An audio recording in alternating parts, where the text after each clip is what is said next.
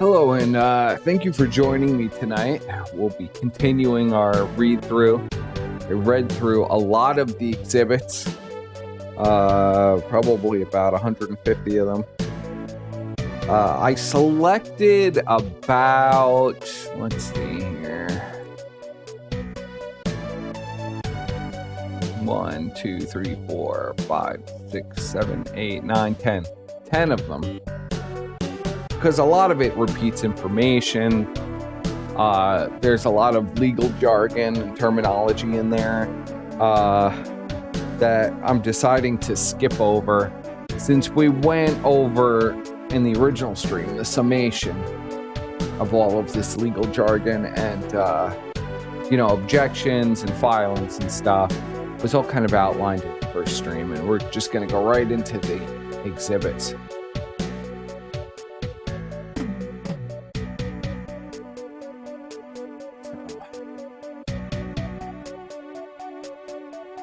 Have some things pulled up here. I didn't check my window captures before we started, of course. So I guess we'll start with a clip to set the mood. Let's see, can we see this? Yeah. Beautiful. We'll start with a clip. Jeffrey Epstein's brother, Mark, has come out. And his big crusade is my brother was killed. Yeah, bro, everybody knew that. Nobody thought that his mysterious hanging made any sense. Mysterious hanging where all the cameras were mysteriously cut and all the guards mysteriously fell asleep and have no recollection of what happened that night. Was kind of obvious it was a murder. Whether, why they murdered him now, that's the real question. So I suppose we'll go over this first.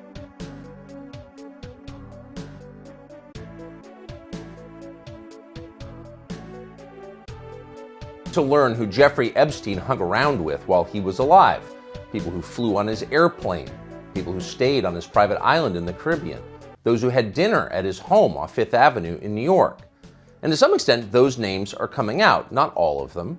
But we know a lot of the people who are in Jeffrey Epstein's life, and we have for several years now. Finally discuss what now? But on another level, that whole story seems like a bit of a sideshow, because it doesn't answer the main mysteries surrounding Jeffrey Epstein's life I don't know or death. It's a sideshow. There are 3 of them, almost none of which is ever discussed in the media.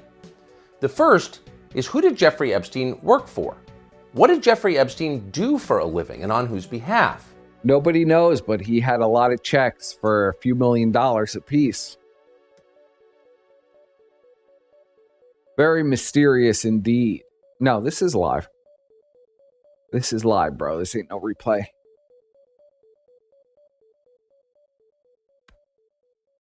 So let's go.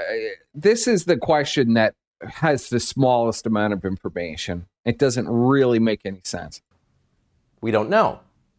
The second question is, where did all the money seems come to from? know. Hundreds of millions of dollars that passed through his hands over many years. And where is it now? We don't know that either. Oh, shit. And the third question may be the most pressing of all, which is, what happened to Jeffrey Epstein? On August 10th, 2019, he was found dead in the Federal Correction Facility in Manhattan, in one of the most secure places in the world. Did he kill himself, as the government has claimed ever since, or was he murdered? Well, the overwhelming evidence suggests that he was in fact murdered, and that the U.S. government, including the Attorney General of the United States, covered up that murder. These are the questions that matter most, and they're exactly the ones not being addressed in the news media. Why is that? We decided to speak to someone who has insight into this question, and that is Jeffrey Epstein's only surviving relative. His name is Mark Epstein. He was Jeffrey Epstein's brother, separated by 18 months. He's a successful real estate developer in New York, and he's very concerned for his own safety. So the interview that follows is one that you will listen to rather than see. Mark Epstein refused to appear on camera, but we think what he has to say is worth hearing. Here it is. Do you think your brother killed himself? Not now. No. When I first heard he was dead from suicide, I had no reason to doubt it, so I accepted that. But then after the autopsy And after Bill Barr made that asinine statement, I said, this was not a suicide. But when you first heard the news, you thought it was a possibility. Sorry, I got distracted. Yeah, I accepted Somebody it as a started fact. sending me. I heard it on the news. The breaking government news, didn't I gotta notify me, figure out as they it's said. I related heard here. it on CNN in the morning of the 10th. And you're his only survivor. You're the only surviving relative. Yes, yes. He has no children and our parents. All right, hold on. What is this? Man accused of kidnapping woman, holding her against her will for 4 to 5 years at Houston home. What is this?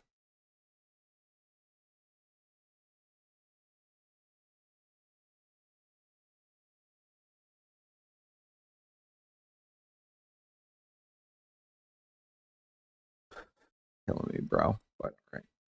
We'll derail for a second. Veterans Affairs Secretary. I've been told I need to look at this. So we're derailing for a second from Epstein. This is breaking news. Breaking news.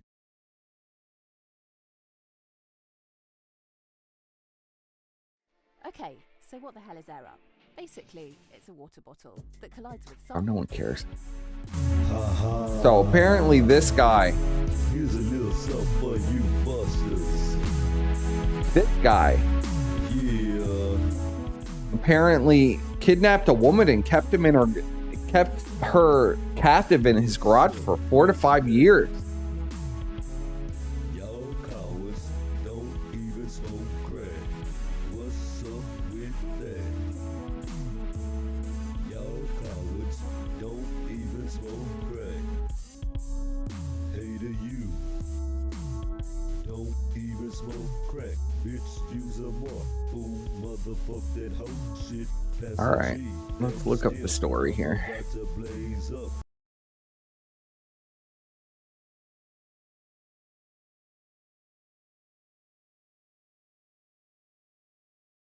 A woman in Harris County is pressing charges after she was kidnapped and kept in a garage for at least 4 years, court records say.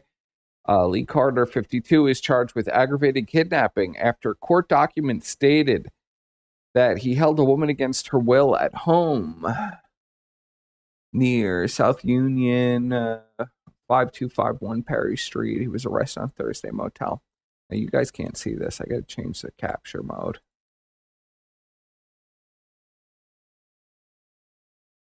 There we go.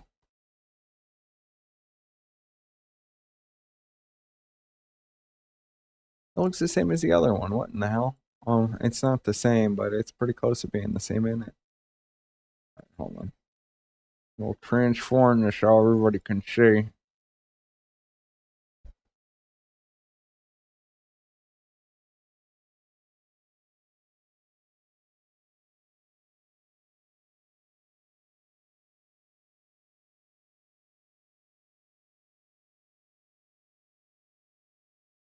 Crop. Everything's on the left. There we go. And let's clean this up a little bit. There we go.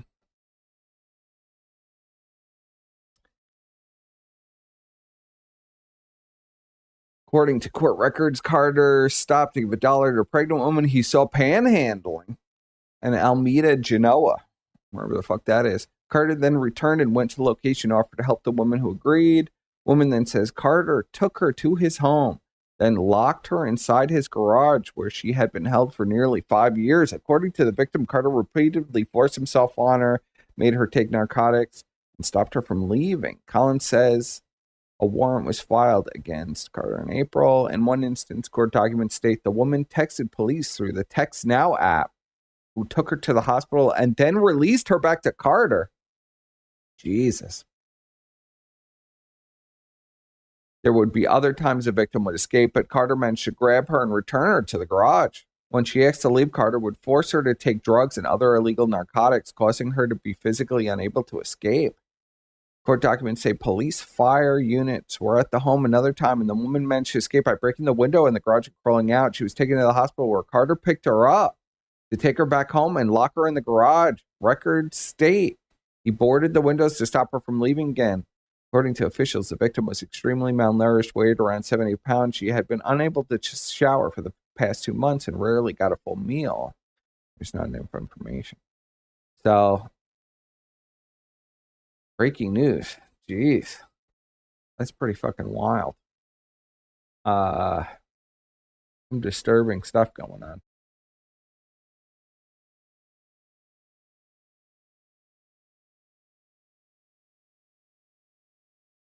I don't know what's going on out there, bro. I don't know how they kept taking her ass back. That's just fucking nuts. But apparently it's this guy. Especially when it's after them, I change the game. Don't get it misunderstood, hitting it out the glass and the smoke all good. Paint, water. All right. Parents are gone, and there's no other siblings. When did you start to think that he did not kill himself? Well, after Story the doesn't autopsy, make a then whole lot of sense, but both pathologists, the city pathologist and Dr. Barden, came out of the autopsy and they said this doesn't look like a suicide. I mean, if she said she was like kidnapped and being held prisoner at this guy's house, to any doctor, they would have never released her back to the house. So I don't know. Very, very strange. Suicide. It looks more like a homicide. So what did you do then? Well, I figured I'd have to look into this and see what's going on. Were you shocked that he might have been killed? It came as a surprise. Yeah. How could it have come as a surprise? So That's a as lie. his only surviving relative, what did you do to find out what happened to him? Well, I started to inquire about what took place. You know, the Justice Department was supposedly investigating the initial death conditions. But, you know, so I could see if he went for the hearing for bail and it was denied, then I Yeah, could see she him probably taking is himself out if crazy he and didn't he want to spend exploited a her in year in many jail waiting for a cases. trial. Yeah. But not a few days before. That makes no sense. In your conversations with him and in your conversations with the people who were in contact with him at the final weeks of his life, was there any indication at all that he was suicidal at any point? No, I had no conversations with him once he was arrested. I doubt he was spoke to him the day suicidal. before he was arrested. He actually called me from Paris, just the usual, you know, how you doing kind of phone call. And the next day, his attorneys called me and told me he was arrested. And that was the last time I spoke with him. I didn't speak to him or see him while he was in jail. But having spoken to his lawyers and people whom he communicated with from jail, did anybody say that he seemed suicidal? Brother No, sounds everybody like was a shocked straight that person. it was a suicide. Maybe a little Nobody bit. thought he was going to kill himself. Nobody thought he would do that. That Brooklyn. So what's interesting is that the Attorney General of the United States at the time, Attorney General Barr, said publicly and then wrote in his memoir that he had concluded conclusively that this was a suicide based on two pieces of evidence. One, I don't care if I have 35. I'm doing this really for my own entertainment. I don't really care if I have 35. the medical examiner, The bots the that come out person who tonight. performed the autopsy, declared it a suicide, which is a lie. That didn't happen.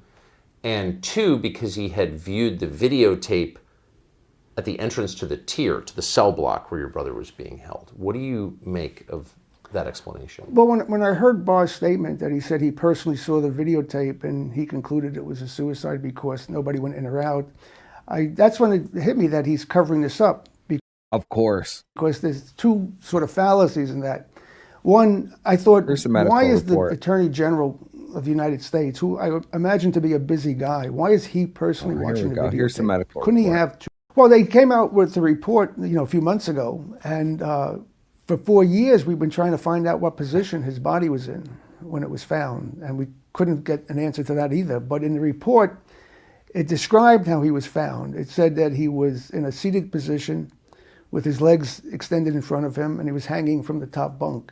So if you picture that, you know, I'm way too cheap to pay for 50 bots. You have no idea. basically all of his body weight, or most of his body weight, was hanging by this noose around his neck, or the ligature around his neck. He had some weight on his feet, but the bulk of his 180 some odd pounds was hanging. Right. And they said when they cut him down or tore him down, his buttocks was an inch and a half above the ground. Again, which means his body weight was on his neck. Now, if somebody's hanging like that, the noose or ligature would ride up high on the neck and go high behind your ears Yes. to where it was tied to. But Yes. supposedly he tried to sit as he was hanging himself, which is not really going to work. I mean, the whole physics of him hanging himself is not really possible. The autopsy photographs show that the ligature mark on Jeff's neck is in the middle of his neck and goes straight back. Yeah, as which if is someone put a rope inconsistent around with the his neck hang. and See, this hyoidal break here, or hyoidal fracture, is way too high.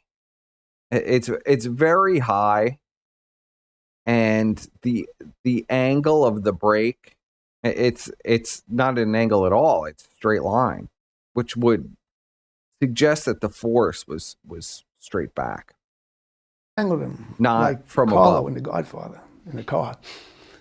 Also, it's a pretty significant The break. electrical cord to his Or CPAP an electrical machine. cord or whatever was there, but it doesn't look like the fabric from a bed sheet. So if it seems clear just from the photographs of his autopsy that he was strangled with, say, a cord, wouldn't you test that cord for his DNA? Yeah, nobody seems to know where that is. Also, the way they said he was hanging, and again, he had to be there for at least 2 hours. When you die, the blood in your body settles to gravity takes the blood down to the lowest parts of your body. Yes. And they become blotchy from the blood pooling under the skin. So the back of his legs and his buttocks should have what's called lividity. They should have this blotchiness, like bruising. Yes, his look on the thighs, back of his mostly the legs back and of his buttocks. thighs and buttocks. Yeah. Autopsy photographs show that his legs are clear.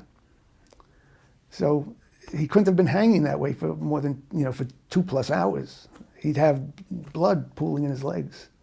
But that's not the case. So did the report explain the discrepancies from the autopsy? That bones in his neck were broken that are not seen in hangings, but are seen in strangulations? Those broken bones The coroner, I believe, couldn't even rule this a suicide. they're seen in strangulations, but because he had 3 It was bones, it's overwritten, also which is almost, from, I've never heard of that. karate happening, chop to the neck. honestly, besides with the will Clintons. break bones like that. And that seems to be what I've spoken to military people, a preferred way of killing people is you karate chop them in the neck really hard, you collapse their windpipe, and that disorients them and incapacitates Why wouldn't them. they and then poison usually him, they though, or just something? break their neck, or you can strangle them.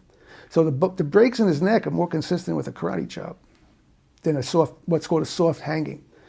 When you tie something around your neck and you sit down or hang yourself from something soft, like, unfortunately Robin Williams or Andre, Bourdain, was it, who killed himself? Anthony Bourdain. Right, those are soft hangings, as opposed to, Brooks in the... And a hanging death, hyoidal, none of these fractures, like the hyoid is usually what gets fractured. And none of these fractures are even, a lot of times you won't see any fractures. Shawshank Redemption, who stood on a chair and... But sort of it's jumped. not consistent with suffocation and the physics of him actually being able to hang himself like that are almost impossible. Off. That's a hard hanging. That will snap the bones in your neck. But that wasn't what happened with Jeff. So Dr. Michael Baden, who participated or was present at the autopsy, has participated in over 1,000 autopsies of prison deaths. I have never seen 3 fractures like this in a suicidal hanging. Going over 1,000 jail hangings, suicides in the New York City state prisons over the past 40, 50 years, no one had 3 fractures. His fairly firm conclusion is that this was not a suicide. Is that correct? Yes. Yeah. He was holding off on that determination, pending determination of how the body was found, which we finally, now that they say the way the body was found, it just only shows that it was not that way. The autopsy shows it's not that way, which further convinced Dr. Baden that this was not a hanging, not a suicide.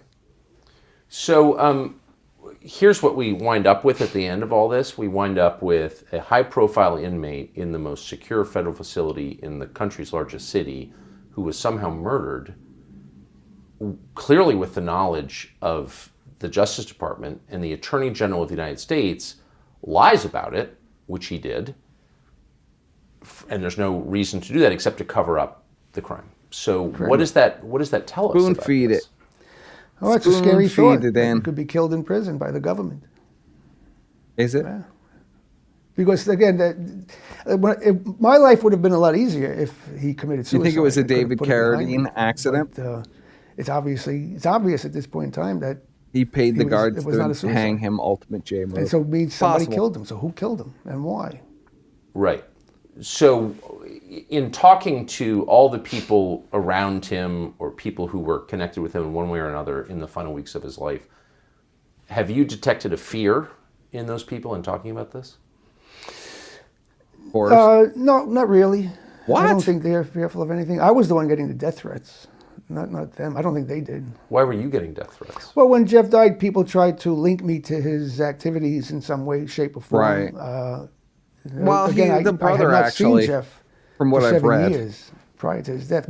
from what I've read, actually, the brother's pretty much in the free and clear.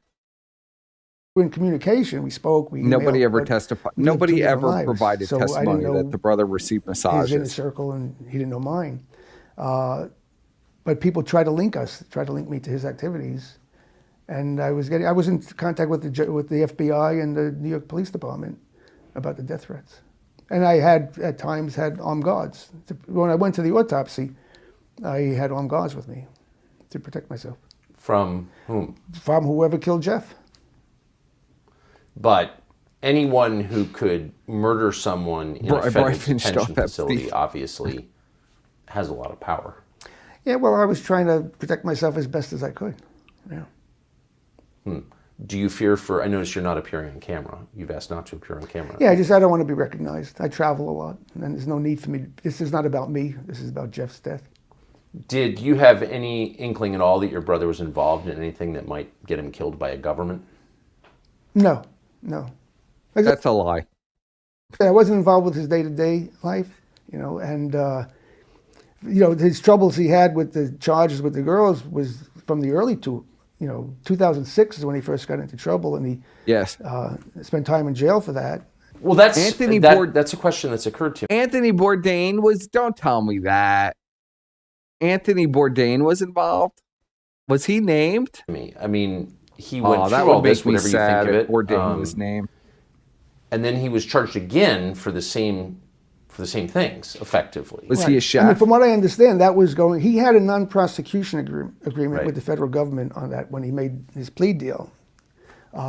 So he believed he was safe from further prosecution, and then he flew home from Paris in July, and they arrested him on the same charges. And I believe his defense was going to be, well, hey, I have a non-prosecution agreement with the federal government. And supposedly they say, well, that was like the Southern District or some area. Well, as far as I know, we have one federal government. And if you make a deal with the federal government, it covers the entire country. Has it occurred that maybe the point of rearresting him on the same charges was to get him into a facility where he could be killed? I've shied away from speculating about all of this. I try to stick with the facts, but that's a possibility. Well, that's his brother. It's an interesting interview. There's some obfuscation there that I'm not particularly comfortable with, but let's move on. Let's just move on right to the files.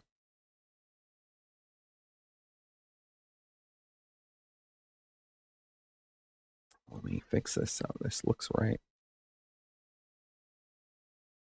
I thought I had this all set up from last time to be perfect, but apparently not.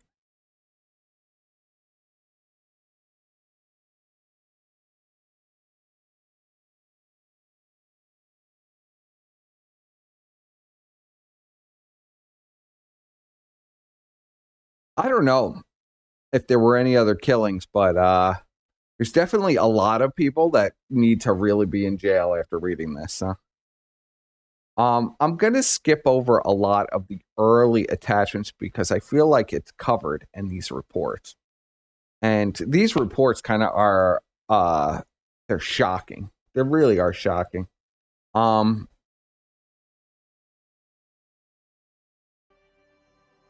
I'm going to look here. Let's see. It's a little much. Okay, here we go.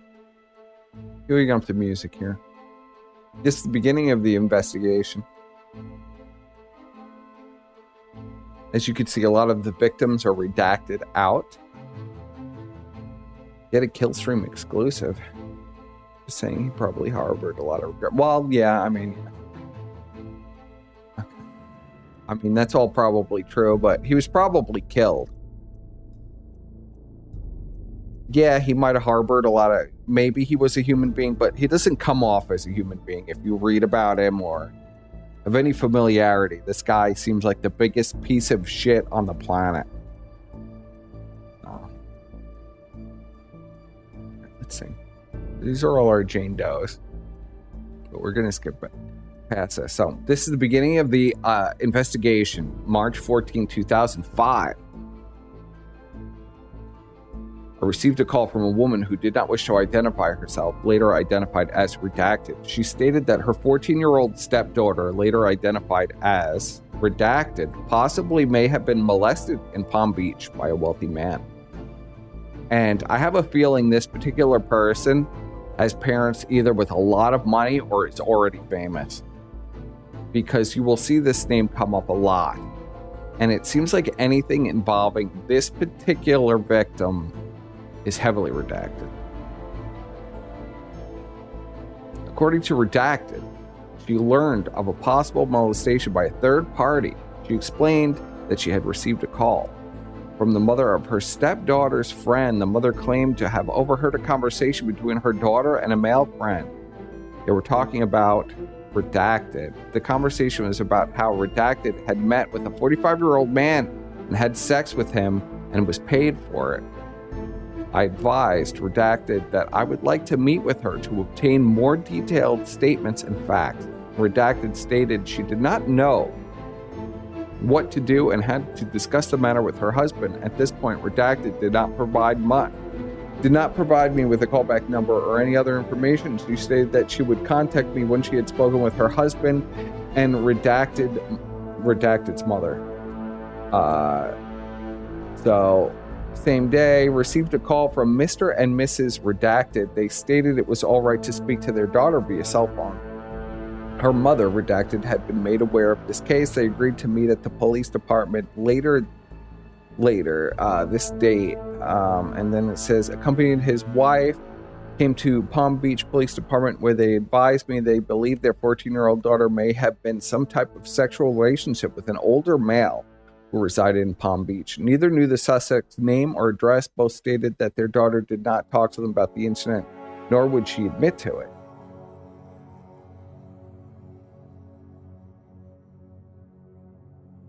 Yes, well, all text leaks look the same. Currently attending,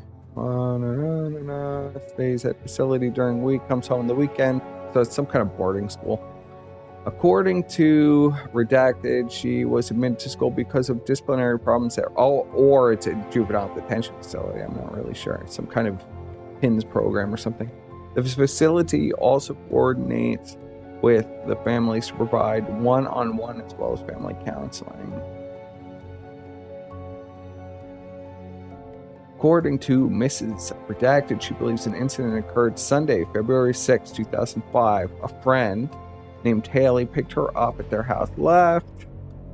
They believe Haley initiated the relationship with the older gentleman, though did not have any proof. Haley lives close by with her mother. Mrs. Redacted further explained that, was introduced to Haley, where she was dating. So here we go. Mrs. Redacted told me of an incident that occurred on February 9, 2005. Got into a fight at school. Mrs. found over $300 in Redacted's purse, gave different explanation for a large sum of money. Initially, the school administration thought it was a drug-related, but then dismissed the claim. Since the day Redacted did not return to school, she ran away. Thursday, Friday, 2/11, then returned to her mother's house later that night after midnight. It was not until after she learned that the girl got into a fight with Redacted. The fight was instigated when Redacted accused Redacted of being a prostitute. I'm guessing her boyfriend, who has legal joint custody. Redacted, who has legal joint custody of his daughter. Redacted. signed the affidavit of prosecution indicating he wished to prosecute against inappropriate sexual behavior with his 14-year-old daughter. So then we're going to skip ahead a little bit here. Where are my pages? It starts to get really interesting once we get down.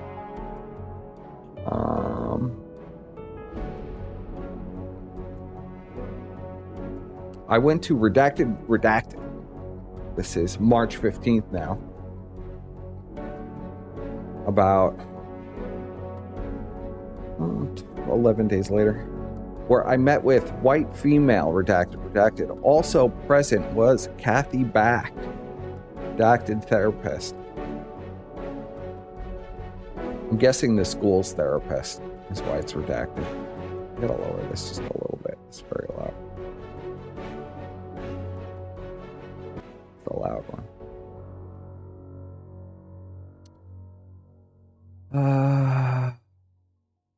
Okay, during the audio tape interview, I wish they would release these audio tapes that were made. Blank initially denied anything had happened, only admitted to going with Haley, later identified as Haley Robson. You will see this name Haley Robson a lot. Admitted to going with Haley, later identified to Palm Beach to pick up money Robson was owed. So this Robson seemed to be the main operator for Jeff, bringing in these girls. She was the main recruiter, seemingly. And we'll see her name repeated over and over and over again.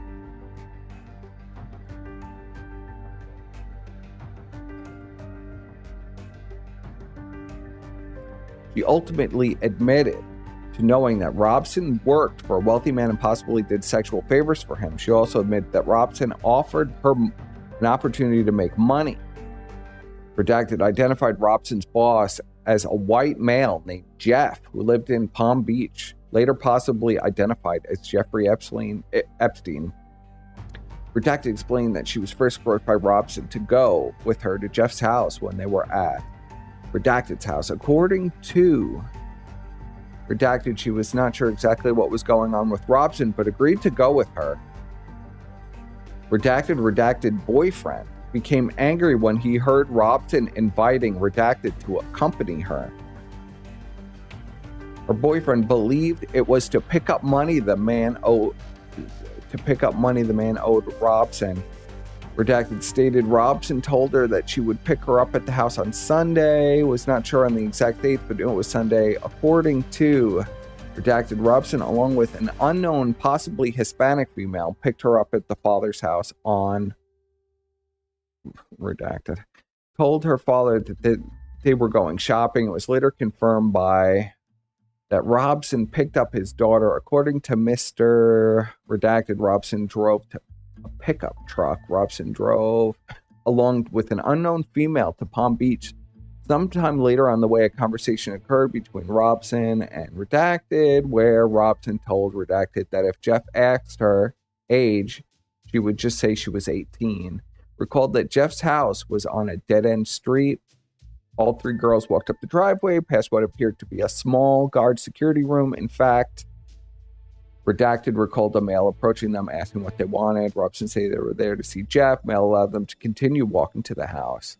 Stated the man told them that Epstein was not there, but was expected back. He allowed them to enter the house via the kitchen. You'll notice it's the same entry pattern every time. He offered them something to drink while they waited. Shortly thereafter, Epstein and a woman described as a white with blonde hair entered. The kitchen, believed to be a woman, was Epstein's assistant. You'll see Epstein's assistant, Sarah, mentioned a lot. That bitch should be in jail. I mean, these are really this really gets sickening. Person that Epstein and Robson's friends knew each other. Described Epstein as being approximately 45 years old, a long face, bushy eyebrows with graying hair. Robson and Epstein left the kitchen, leaving Redacted and Robson's friend alone in the kitchen. They returned a short time later. They all spoke briefly in the kitchen. While speaking to me, Redacted became upset and started to cry.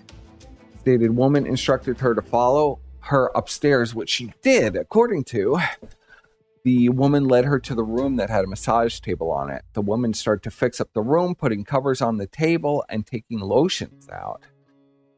She then told Redacted that Epstein would be up in a second. The woman left the room, and soon after, Epstein walked in and told Redacted to take her clothes off.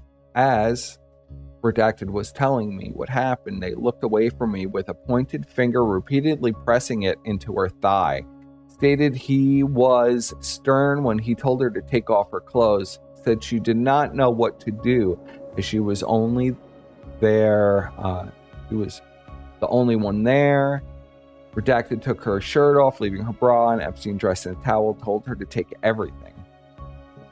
Stated she removed her pants, leaving her thong panties on. Epstein then instructed her to give a massage, pointing to a specific lotion for her to use. Epstein laid on the table, face down. As Redacted began to give Epstein a massage, he told her to get on his back. Stated he straddled herself on Epstein's back. Stated he exposed her exposed buttocks were touching Epstein's bare buttocks. As Redacted was giving Epstein the massage, he turned around and whacked off. Redacted later explained that whacking off was masturbating. Redacted stated she was disgusted by Epstein's actions, but did not say anything. According to Redacted, Epstein told her that she had a really hot body. Epstein excused himself to the bathroom, where she believed he masturbated again. Epstein returned to the room and told blank there he was done and gave her $300. They went back downstairs. They met Robson. Epstein said goodbye and they left. You'll see that $300 is more money than he usually gives.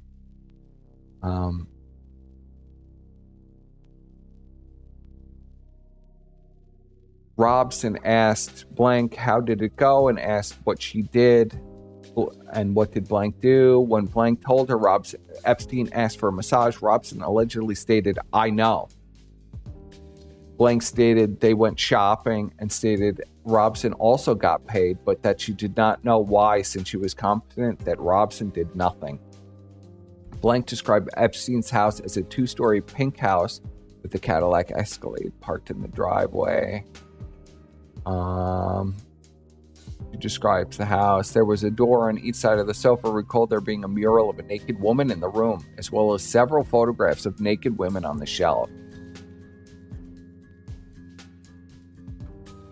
Stated Epstein did not change in front of her, but did take his towel off, exposing himself. Recalled Epstein being hairy, especially on his chest. Also had a hairline that continued to his buttocks. Admitted to seeing his penis. I asked if she knew what being circumcised meant. She stated no. Then said she thought Epstein was on steroids. When she stated wee, she meant penis. Stated Epstein exposed himself when he took his towel off, placing it on the floor as he laid on the table. Said Epstein was specific in his instruction to her on how to massage, telling her to go clockwise, etc. Epstein got up from the table, went to the bathroom, where she heard him making what she believed to be sexual type noises, moaning. Then returned to the room, where he again laid down on the table. Epstein then turned over and instructed blank to massage his boobs. Chest, I guess. As she did this, Epstein continued making moaning noises. Resumed massaging his chest area. Was now standing on ground. Epstein turned on his side. Started to rub his penis. Epstein being onto the small of her back, she massaged his chest, back, and shoulder area. Recalled Epstein ejaculating because he had to use the towel to wipe himself. Recalled Epstein having a noticeable freckle on his chest. Epstein then left the room and got dressed. She went back downstairs, where she met Haley and an unknown white female. Admitted to getting paid $300 cash from Epstein. Before they left, Epstein asked to leave her phone number. As they were leaving the house, Haley asked what happened and how much she was paid. She stated Haley seemed upset or jealous when she told her she received $300. Haley started receiving only $200 that day. and stated that she believed Haley was paid $200 for bringing her there. Robson told her that if they do this every Saturday, they could be rich. She agreed. They went shopping, though she's not sure where, possibly TJ Maxx or Marshall's. She stated that she never saw Robson again as she got into a fight at school. She had not spoken with Robson either, and her mother took away her cell phone. Smart mom.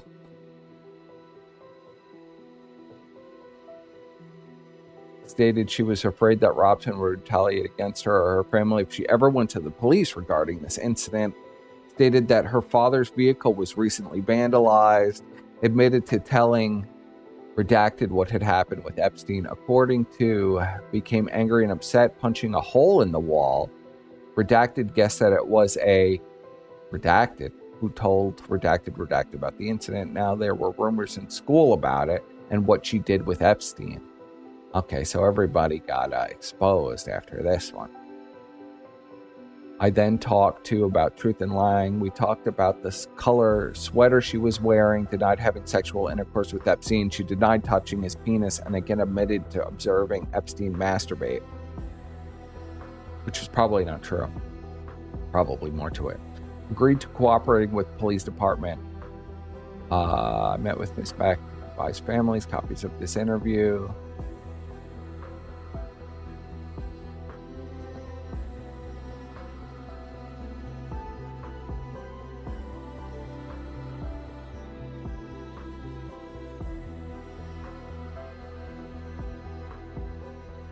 Her mother that something to the effect and slept with an older man for money. She stated she would not object to speaking with her daughter. It was the belief that everyone in school may have known about this because of the fight that her daughter had with Redacted and Redacted. I reminded her that this was an ongoing investigation. So, okay. She immediately recognized Epstein, pointed to him, signed a photo outline.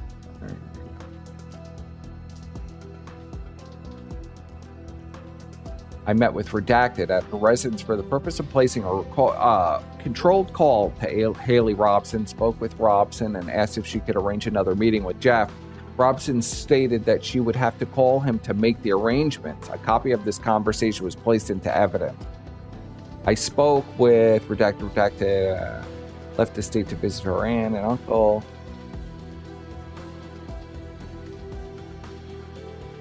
The trash polls are kind of irrelevant. Let's see, what's the next?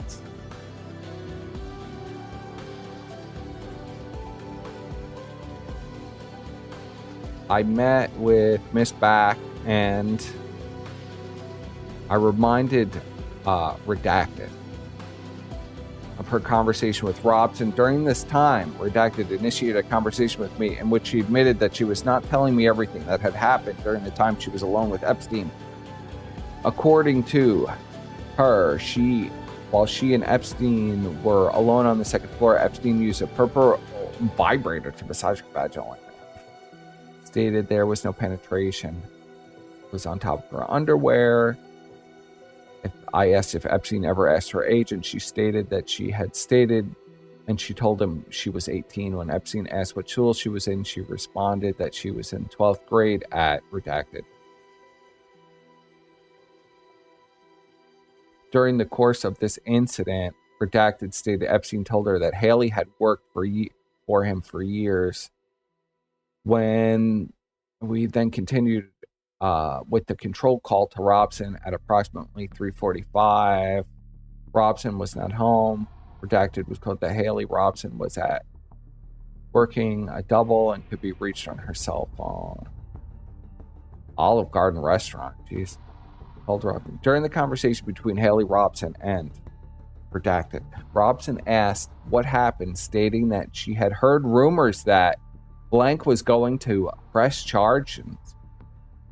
Robson asked if they, meaning the parents, knew about Jeffrey. Robson claimed to have heard that Redacted's father had found out about Jeffrey, told Robson that her parents, did not know anything about Epstein. Robson told that Epstein needed someone to work tomorrow and then asked if she was available.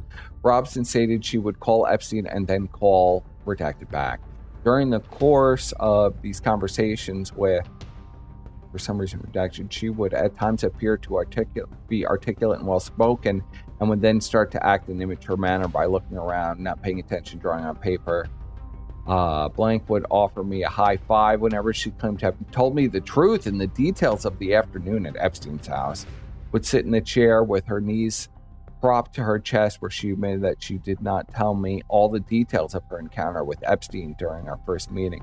As a means of positive reinforcement, I would high five her.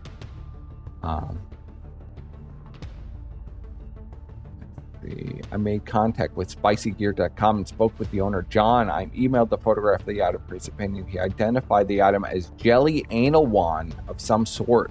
This item is easily available at sex shops in South Florida. That was one of the things he recovered from the trash.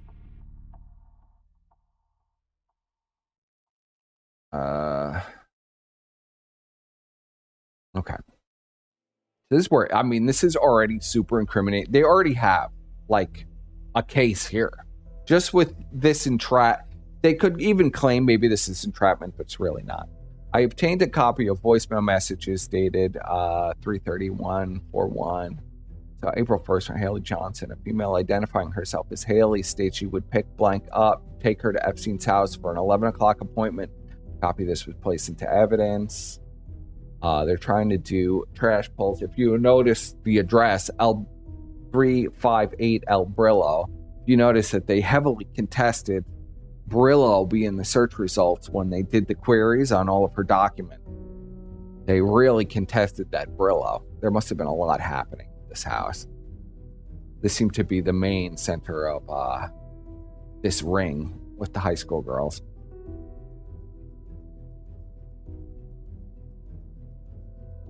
See.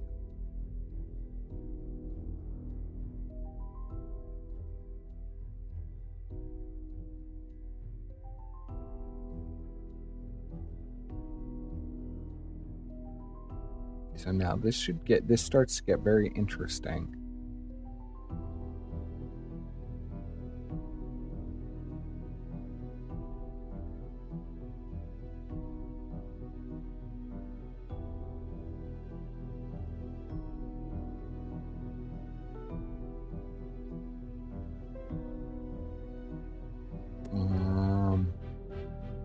This is him talking about the recordings and the calls and if they're usable. Let's see. Trying to get into... There's a lot about trying to get trash from Jeffrey's house. Upon Robson's entry in the unmarked detective vehicle, I placed a tape recorder within the vehicle to record any conversations within the vehicle. During the ride back to the police station, Robson advised she is attending Palm Beach Community College at Palm Beach Gardens campus.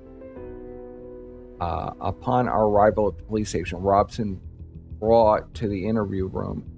I explained to Robson that I appreciated her willingness to assist us and informed her that should she desire to leave at any time, she may do so. I further explained the interview room door is only closed for privacy. She understood. During the tape-sworn interview, she was told that she would have to provide a massage and should make $200. Robson thought about the offer and agreed to meet with Jeffrey. Molly, unknown last name, and Tony, unknown, picked her up, and she was taken to Epstein's house. Upon her arrival at the house, she was introduced to Jeffrey Epstein in the kitchen. She was also introduced to a white female known to her as Sarah. Sarah's going to come up a lot. She was led upstairs to the main bedroom, known to her as Jeff Epstein's bedroom. Sarah arranged a massage table and covered the table with a sheet. It's almost the same story, right? Jeff entered the bedroom wearing only a towel. He laid on the table on his stomach, picked the massage oil to be rubbed on him. During the massage, Robson stated he tried to touch me, and I stopped him. I asked how he tried to touch her. She said he grabbed her buttocks, and she felt uncomfortable. She also stated Epstein had a vibrator, which is large and white in color. Robson told Epstein, I'll massage you, but I don't want to be touched. Robson stated she performed the massage naked. At the conclusion of the massage, Epstein paid Robson $200. He explained, "I know you are not comfortable, but I'll pay you if you bring some girls." He told her the younger the better. Robson stated once she tried to bring a 23-year-old female, and Epstein stated that the female was too old. Shit. Robson also asked how many girls she brought in total to Epstein. Robson stated 6 that she could remember. It's a lot more than that. I asked Robson which one was the youngest. Robson advised the victim was the youngest. Robson stated every girl she brought knew what to expect when they arrived. They were told they would provide a massage, possibly naked, with some touching. Asked her if the victim was aware. She stated every girl she brought knew what to expect. She explained she knew the victim wanted to make money. She approached the victim and explained about going to work for Jeff. The victim agreed, and arrangements were made to bring the victim to Epstein's house on the weekend. Robson stated that she, and later identified as, picked up the victim at victim's house. They traveled to Epstein's house, entered through the kitchen door. They met with the house chef and Epstein's assistant, Sarah. The victim was introduced to Epstein while they were in the kitchen. Sarah led the victim upstairs. Epstein went upstairs after. Robson said she was paid $200 for bringing the victim to Epstein's house. Robson said the victim told her she was paid $300 for the massage. So this is the same girl. Where there's a little recap from this bitch, Haley. Robson said that once her turn, she was visiting Epstein. They disapproved of the encounters with him, and she stopped. Robson further said that Sarah still tries to call the house and leave messages. With the assistance of Robson's, we were able to identify all of these other victims. Sergeant Frick entered the room and explained that based on her own statement, she had implicated herself with bringing underage girls to Epstein's house. I mean, she was underage at the time, but I'm pretty sure that's majorly illegal on like every level. Robson was aware what she had stated and wished to assist further in hopes of receiving a lesser charge. Robson provided cellular telephone numbers for each of the girls she had mentioned previously. Additionally, she also provided possible addresses and areas which they lived. Robson was taken home in the vehicle. A tape recorder was placed within the vehicle to record any conversations within the vehicle. During the drive back to her home, Robson made a comment, "I'm like a Heidi Fleiss." Oh my God. Robson was dropped off at her house without incident.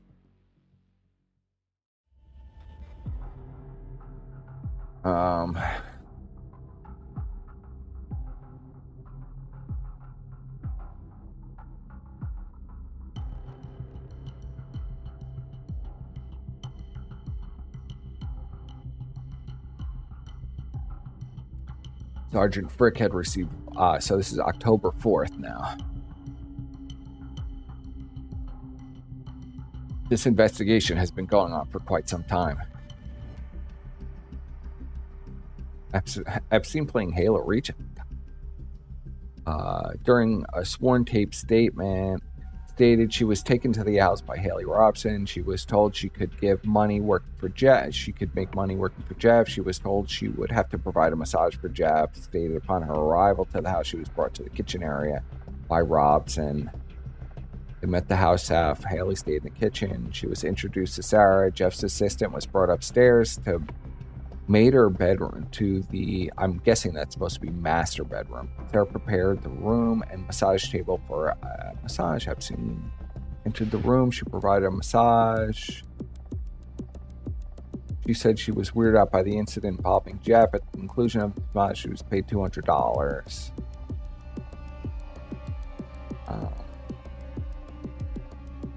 And they have, at the conclusion of the interview, and it was stopped, I was informed that Sarah had attempted to reach this victim via cell phone. A voicemail message on October 4, 2005 at 10:59 revealed the female voice who identified herself as Sarah, who requested her to call her back, reference the police questioning. This voicemail message was recorded on microcassette. So they're already starting to tamper with the investigation.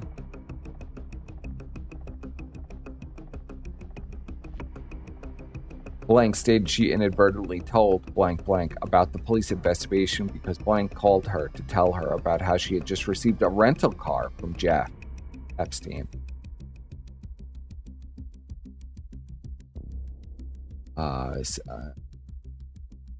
He'd given her a rental car, a silver Nissan Sentra, to utilize to visit family and visit Jeff. Imagine this guy's giving these high school girls rental cars. I mean, this whole thing's a nightmare. It's an absolute nightmare. Let's see. Now they have his house under surveillance and they're going through his garbage. They find like pieces of sex toys and all kinds of weird shit in the garbage, but nothing particularly conclusive.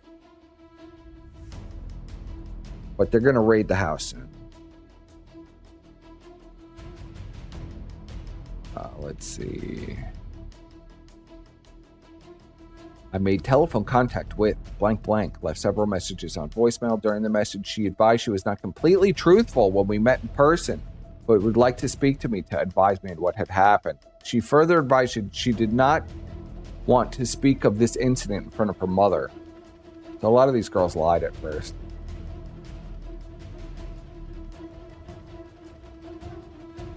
First time she went, Haley Robson drove to the house. They entered through the kitchen area where she was introduced to Sarah and Jeff. She was taken upstairs. I don't understand why this Haley girl isn't in prison for a long time.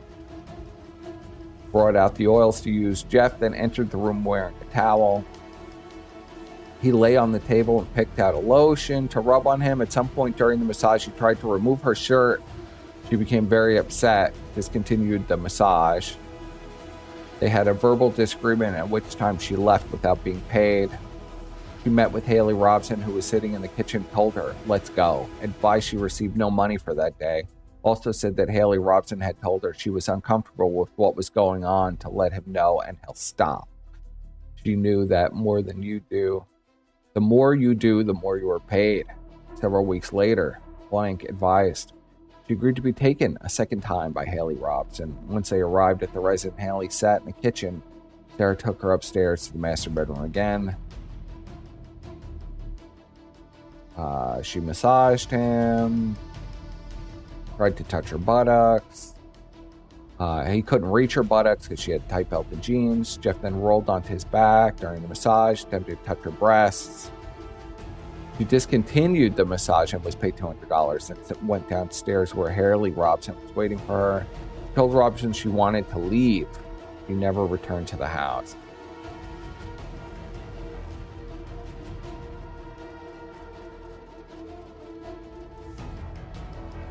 Okay, here's a new victim.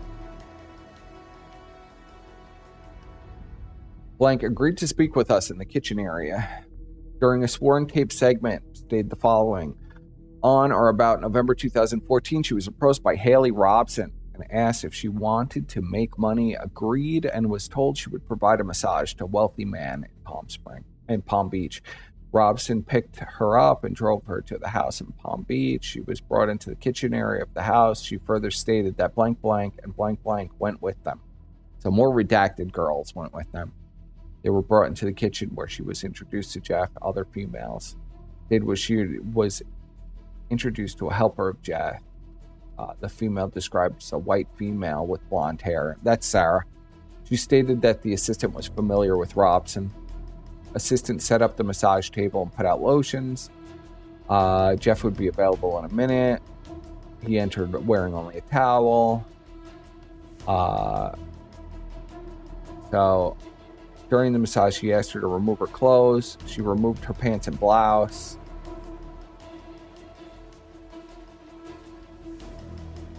Was instructed to return to the ground, at which Jeff turned to have his chest rubbed.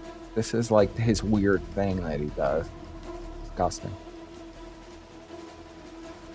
She did not want to look at his penis area because she was uncomfortable. Jeff removed a large white vibrator, turned it on. Vaginal area, you get the drift. When asked how old she was when this occurred, she stated that she had just turned 17. At the conclusion of the shower, blank was paid either $350 or $400 She stated she wasn't sure, but it was close to 400. Conclusion of the interview stated she never returned. She advised she was ashamed and uncomfortable.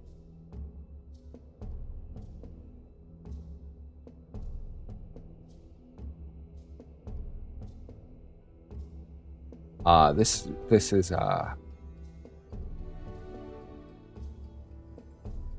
Jeff attempted to reach down her pants. This is another girl. It's all the same story, basically.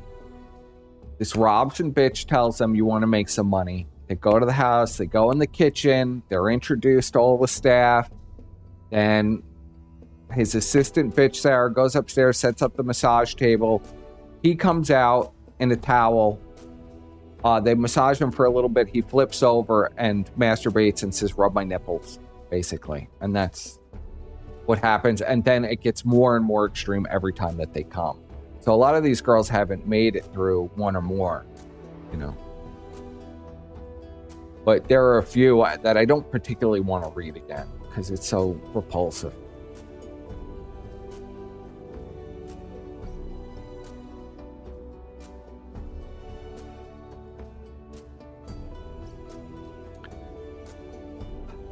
Man, it's already timing me up. As Blank was finished with the massage, they left the area. I asked if Robson ever... so they're eating lunch downstairs while this is all happening.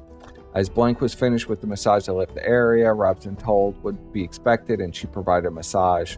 Blank stated, yes, Robson told her that a massage would be expected, possibly naked, possibly some touching involved. Has no formal training in providing any massage.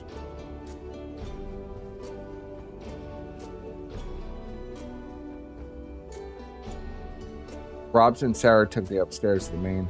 Advised she doesn't know what happened, as Blank did not speak about what happened in the room. She received $100 from Robson for going with her to Jeff's house and recommending Blank, unable to remember telephone number.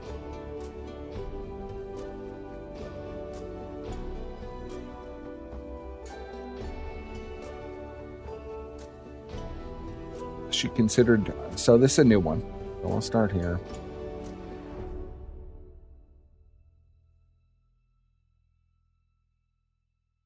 Microphone isn't connected.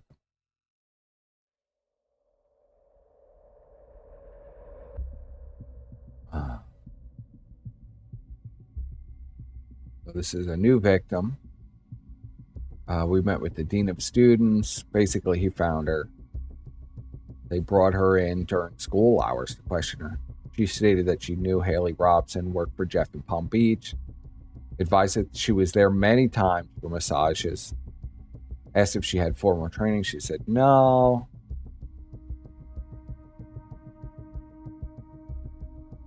Said was expected of her by providing massage. She would have to remove clothing, but if felt uncomfortable, she would say so, and Jeff would stop pushing the issue, began providing massages, and advised she keep her clothes on.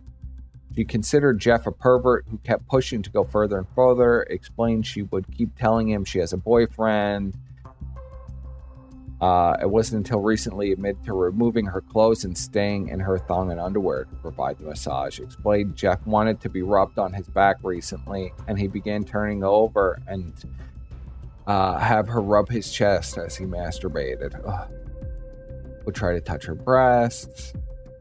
Would come to town. Sarah would call for an appointment. Each time she went, Sarah would meet her in the kitchen door area. She would bring her upstairs and prepare the massage table. He knew she was a soccer player and would be attending blank blank. Asked if he knew her real age. She stated that Jeff didn't care. The most recent massage she provided was on October 1st, 2005. During the massage, she asked Jeff if she could borrow one of his vehicles to visit her family and boyfriend in Orlando. He got her a rental car. She stated that he kept the vibrator in a closet near the massage table, advised that she had been doing the massage for approximately 2 years, which meant she would have started doing massages for Jeff at the age of 16. Jesus.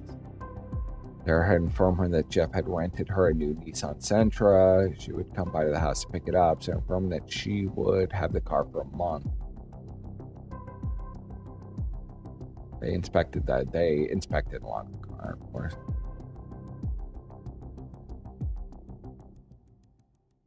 Oh my. So this next one is particularly disturbing. I don't know if I really want to read it all.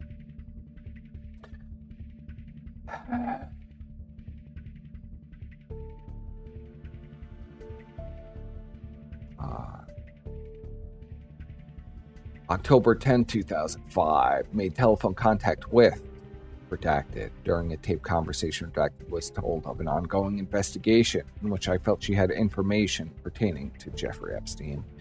She explained she met Epstein when she was 16 years of age. Advised she was working at Wellington Mall when she was approached, told her that she would have to provide a massage to Epstein, would have to perform this massage naked, thought about the offer and stated she could make $200 for only 30 minutes of work. She agreed to perform the massage and set the appointment for the same day. Remembered it was a weekend as she only worked at the mall on the weekends. She was taken to the house where she was introduced to Sarah, Jeffrey Epstein's assistant. Sarah took her upstairs to the master bedroom, explained that as she was walking up the stairs, she observed several photographs of naked women along the walls, tables of the house. Further explained, she was brought into the bedroom where Sarah prepared the room by setting up a massage table and provided the oils for her rub.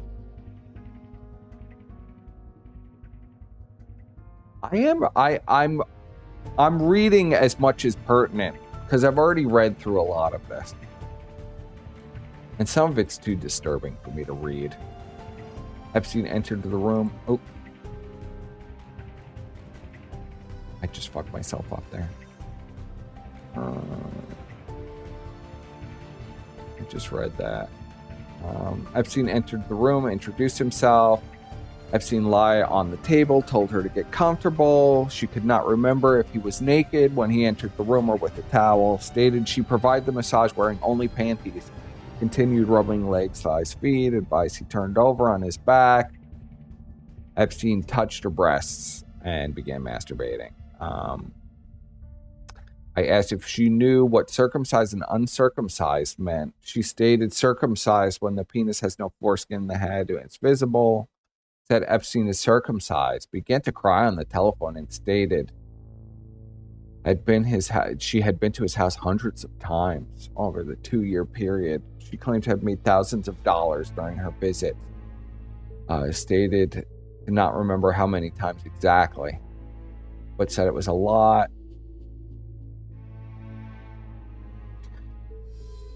Became more upset. Instructed to have sex. She's also stated she was paid and instructed to have sex with Epstein's assistant, not Marcinkova, by Epstein.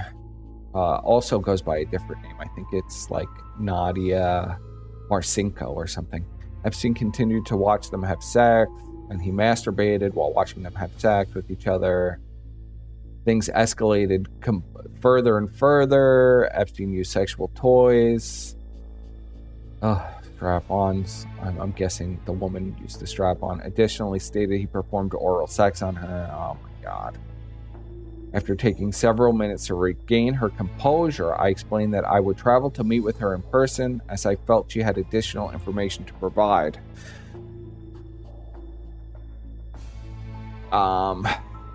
I met with Sergeant Frick and explained the importance to meet with this person in person. Sergeant Frick agreed and made arrangements for Detective Dawson and I to meet with her.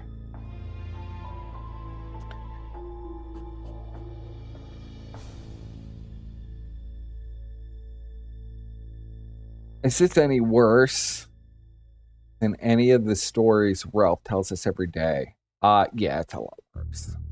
When you think of the implications of what is going on here, the literal human sex trafficking of these literal children is really disgusting. All right. I explained that as was present, she was not allowed to comment on it. Oh, so she brought her friend. The friend was allowed in the interview room during a sworn tape segment. Explained how everything began. She was brought through the kitchen area where she met Sarah for the first time. She was led to the master bedroom. Explained that as she was walking up these stairs, observed photographs of naked women all along the walls and tables of the house. Further explained she was brought into the bedroom where Sarah prepared the room. explained she remembered a steam room area, 2 large showers.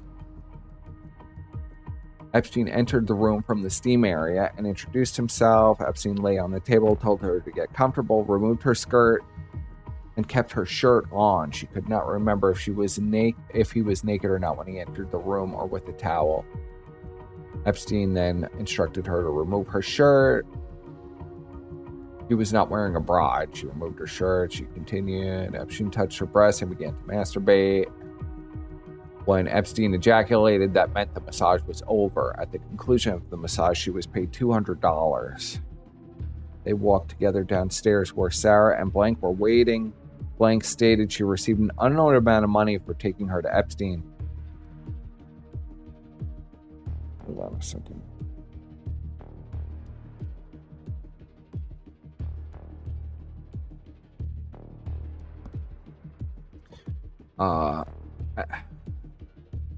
Epstein instructed her to leave her cellular telephone number so that he could contact her when he was in town. Blank explained she continued to go to Epstein's house and became a regular at the house. She could not provide an exact number. She claimed sexual activities did not occur every time she was there. There were times she went to dinners and parties with Epstein. Explains that this began to escalate more than massage. The encounters included bringing his assistant, Nada Marcinkova, and explained Epstein had purchased her from a family in Yugoslavia. Bragged he brought her to the United States to be his Yugoslavian sex slave. Advised he was naked in the bedroom. She entered and removed her clothing. Marcinkova entered the room from the steam room already naked. Instructed her to perform oral sex. She initially refused. Epstein offered an additional $200 for her to perform oral sex on Nada. Agreed to perform oral sex for an additional $200, explaining that Epstein would masturbate and watch them perform sexual acts.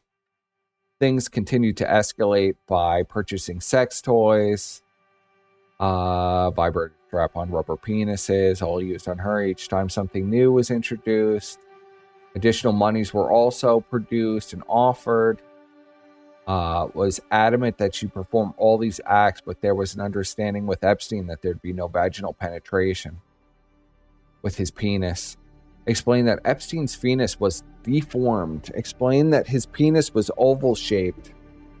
She claimed when Epstein's penis was erect, it was thick towards the bottom, but was thin and small towards the head portion. She called it egg-shaped. And I have a little clip. It's relevant.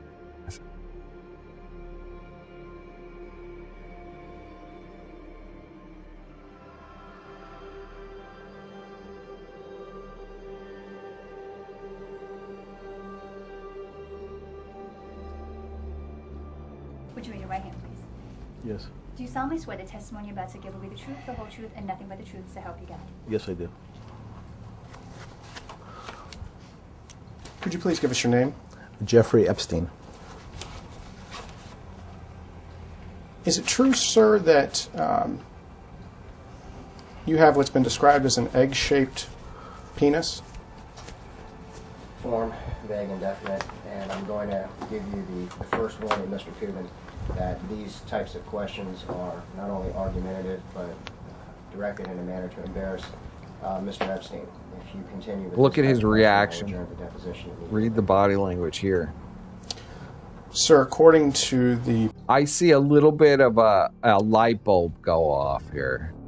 That, oh fuck, I'm in big trouble. Police department's probable cause affidavit, one witness described your penis as oval-shaped and claimed when erect it was thick towards the Look bottom, at the body language. but was thin and small towards the head portion, and called it egg-shaped. Those are not my words, I apologize. But as is now adjourned. Mr. Critton has stated, that this is Thank a... you, Mr. Cuban. Yeah, he realizes I'm willing to fucked. continue. I'm fucked. I- Look at his face. Mr. Epstein, if you continue with this type of Holding question, we'll hands. adjourn the deposition immediately. Sir, according to the police department's probable cause affidavit, one witness described your penis as oval-shaped and claim when erect it was thick towards the Look at bottom, that. He's like, but oh, was thin fuck. and small towards the head portion, and called it egg-shaped. Those are not my words, I apologize. But as Mr. Now adjourned. As Mr. Critton has I stated, bet it's that this adjourned. is a... He's fleeing the country now. I'm willing to continue. We're going to learn a lot about what Epstein was up to.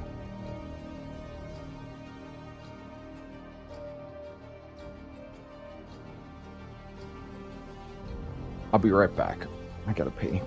Get some coffee or something. I need just a little break from this.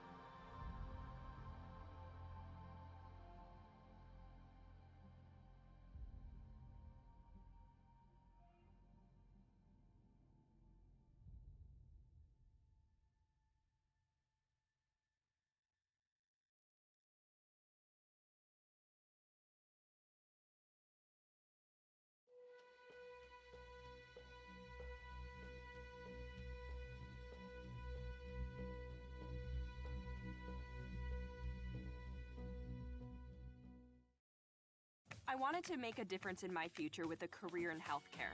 Bryant and Stratton College was the place to help me do that. They gave me options like working in patient care or in a medical office career. Ultimately, their medical assisting program was the right fit for me. They even helped college make financial sense, with aid available for those who qualify. Campus is a short drive from downtown and Central Ave. Visit bryantstratton.edu to see how Bryant and Stratton College is built different for you.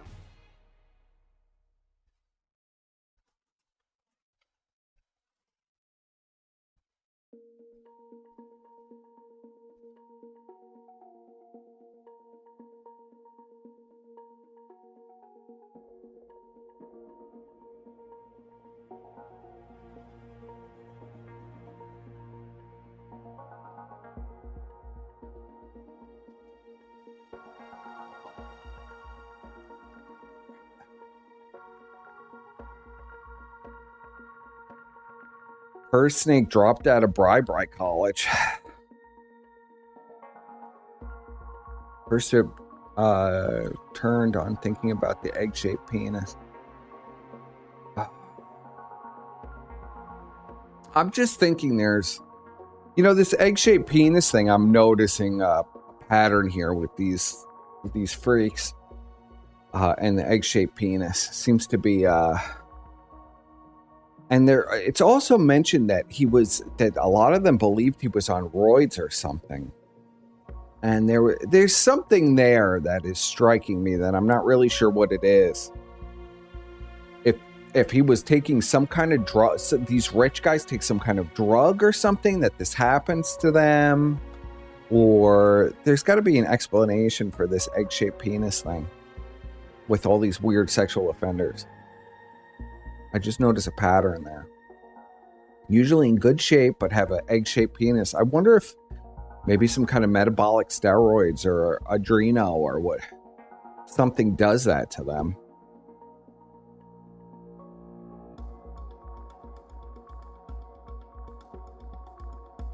It's true, they are all deformed pedophiles. Blaine continued the sexual encounters with Marcinkova. Epstein and her became a ritual. Would arrive at the house, walk herself upstairs, where Marcinkova and Epstein were waiting, would remove her clothing and join them on the bed. Explained text stories were brought out. Would begin using toys on each other. Epstein would perform oral sex on either person, depending on who was on top during the intercourse. Advised one day, was unable to state the exact date when the incident occurred. She came to the house after Sarah had informed her that Epstein arrived. She arrived at the house and went upstairs to the master bedroom. Advised she immediately removed her clothing, as Nada, Marcinkova, and Epstein were already naked in the bedroom. Explained that Nada and her had sexual encounter, included kissing, touching, oral sex. Remembered that she climaxed, asked for sheet or paper, and drew the massage table in the master bedroom where Epstein, Arsenkova, and she were. Epstein turned her onto her stomach on the massage table and inserted his penis. She became upset over this. She said her head was being held against the bed forcibly. She screamed no. Epstein stopped. She told him that she did not want to have his penis inside her. Epstein apologized for his actions and subsequently paid her thousands of dollars for this visit. Additionally, shortly thereafter, Epstein gave Blank a 2005 Doge neon blue in color for personal use.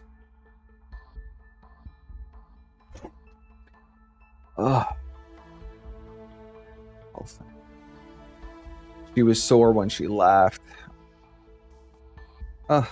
Advised she had difficulty walking to the car after leaving the house.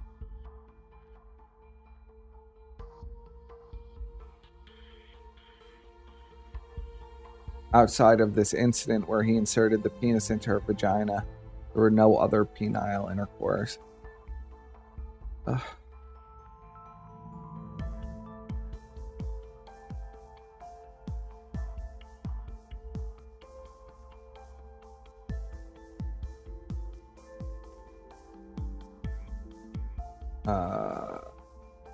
Really milking Epstein. Well, I'm curious.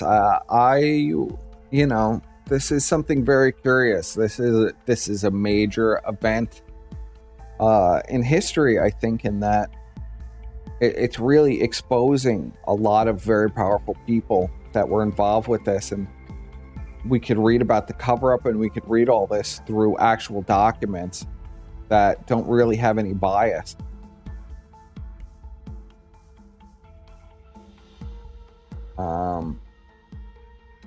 Blank provided girl that she knew had gone to Epstein's house, provided the name. Bill still feels that this person still may be going to the house to massage Epstein. According to her, this girl is still sucking his dick. When asked if she had recently contacted by anyone in the house, advised she received an email from Sarah Kelland at earthlink.net, which is her email account. The email was just a hello, how are you doing type email. There had been no other contact from the house. The interview was concluded and left the area. The tapes and drawing were submitted into evidence.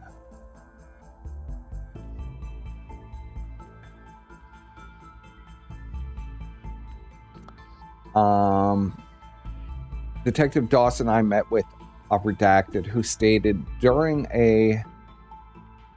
warned that nothing happened between her and Epstein. Blank appeared nervous during the interview. I assured her that I had spoken with other people who advised differently. Blank stated she only went a couple of times and provided a massage to Epstein. She stated that she was brought to Epstein's house in March of 2015. Redacted brought her to work. Redacted has no formal training in providing massages. Stated that she provided a massage fully clothed for $200. I sensed hesitancy in her answers. I asked her if she had been contacted by anyone from the house. Stated she was interviewed already by an investigator for Epstein.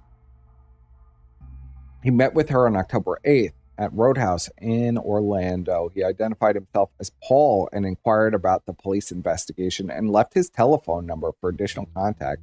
Provided no additional information as it appeared to her responses were scripted. We left the area and returned to Palm Beach Police Department. Based on the information acquired during the interviews, a search warrant was prepared to entry into Epstein's home. October 18, 2005, I met with Judge Laura Johnson, who reviewed the warrant request. She found there was sufficient probable cause and signed the warrant. So at least we know there aren't that many. At least we know that there are normal people out there that are like good and honest people. Because it seems like the investigators, the detectives, and the lower court judges actually were pretty on the level and allowed this investigation to go to its fullest. But you will see that this investigation, once it reaches the Attorney General, gets completely shut down.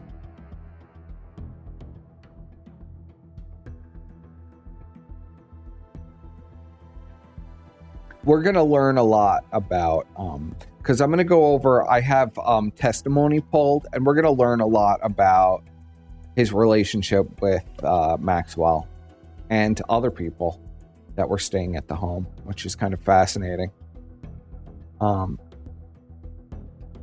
Announced a search warrant. Mr. Zeff stated that he's the designer for Epstein's home. He advised that he was contacted March 2015 to do a complete overhaul on the house. I wonder why. He advised he was on the phone with Mr. Epstein when officers announced a search warrant. Mr. Epstein was then made aware of the search warrant. Mr. Zeff advised his contact with Epstein was strictly business, and he has never witnessed Epstein with any girls except for his assistants, Sarah or Nada. I then interviewed Daniel S. Stated he has worked for Zeff for 7 years. He advised he personally worked on the New York and Palm Beach home for Mr. Epstein, who was previously met with Sarah and Adriana. Adriana is another one that will come up sporadically. Epstein's assistants in New York and Florida. Epstein stated they traveled with Epstein everywhere he goes. I interviewed Zara Bailey of 35 Riverside, New Jersey. New Jersey, Bailey stated she just arrived from Scotland and has worked with Zeff for only 1 month. She stated that she's never met Epstein and has not seen him. I then spoke with Douglas Shalettle, I think that's said, at 243 Riverside Drive in New York City. Stated he has been Epstein's architect for 7 years. That's a nice address in New York City. He further stated he deals with Epstein's assistants and speaks with Epstein on the phone. Joettel stated that he mainly speaks with Sarah Kellen, Epstein's main assistant who travels with Epstein. Stated he only has contact with Epstein when his services are needed.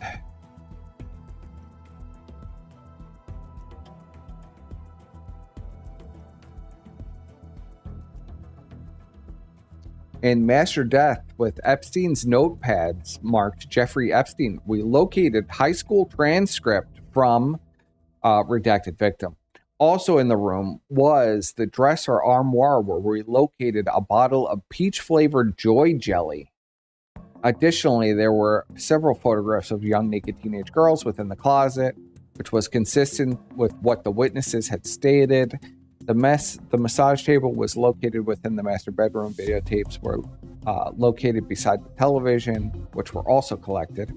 An itemized list of property and locations were prepared on the time of property receipts. At approximately 2:55, the house was secured. Exit of the residence was videotaped. Upon our exit of the property, I encountered attorney Guy Fronstein, who advised he was representing Mr. Epstein. He provided a business card and provided his assistance with the investigation.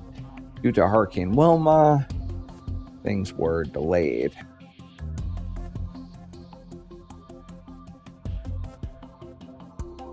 Detective Riccari and I returned to Riccari. You'll notice they heavily invested. Epstein's people heavily investigated Riccari in particular, and Dawson,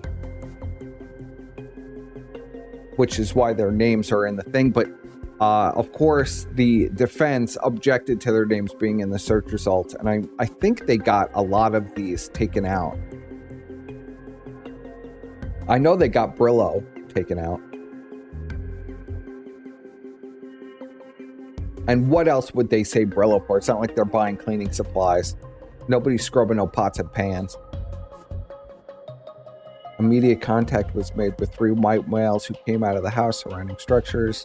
These males were identified as Janis Banasiak, Daniel S., and Mark Zeff.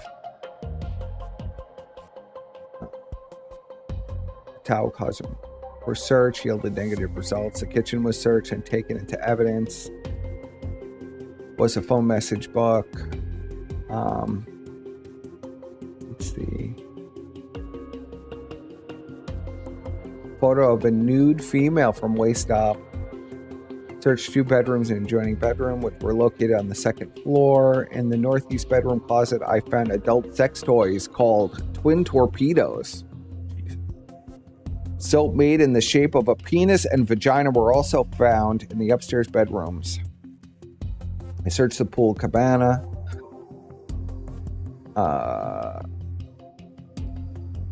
Photos were taken from the wall. Assisted in the search was Balsaniak's living quarters. Numerous CDs along with a message book was seized. Jeffrey Epstein available to be interviewed. I explained that I would be interested in conducting an interview with his client as well as other employees that are employed within the house. Attorney Fronstein advised he would return my call once he received confirmation on the interview.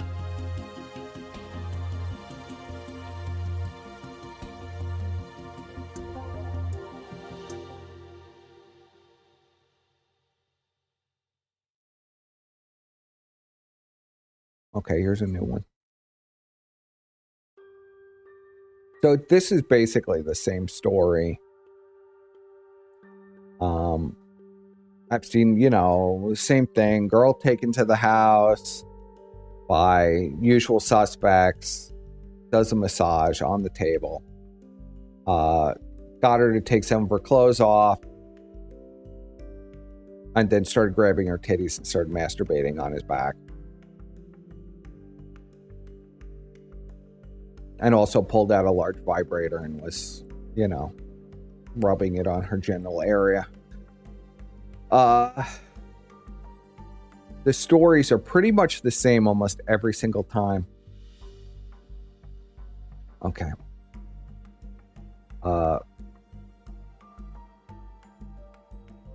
So here's a new girl.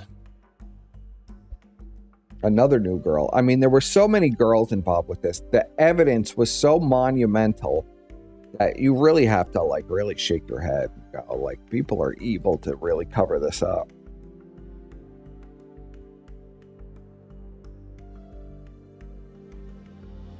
Hold on, I gotta fix this.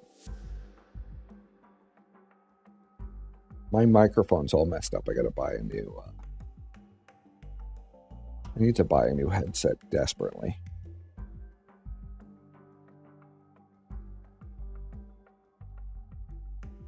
This thing is falling apart. Okay. She asked about any formal training in providing massage, so she said no. Okay. Made telephone contact with blank blank, who advised that she would be able to meet at her home. Robson would approach females who wished to work for him. Stated she was asked to work for him but declined and explained that work means give massage. She asked about any formal training in providing massage, to which she said no. She accompanied Robson and other females who were taken to Epstein's house to provide massages. She stated that she had been to the house approximately 4 to 5 times in the past year. She accompanied Robson with all of these other, the 14-year-old victim and blank. Each time the girls were taken over, they were previously told they would have to provide massages, possibly naked. They were also told that would Epstein require them to do anything extra that they were not comfortable with, they should tell him to stop. Stated Robson received $200 for each girl she brought over for massage for Epstein. When asked which girl appeared to be the younger, she replied the victim. As she stated, she was 15 years old at the most. She looked really young. Blank further stated each time she went to the house, she sat in the kitchen and waited with Robson until the massage was over. She further stated that the cook would make lunch or a snack for them as they waited. I asked her if there was anything that caught her attention within the home. Blank stated there were a lot of naked girls and photographs throughout the house. The interview was concluded and the tape was turned into evidence.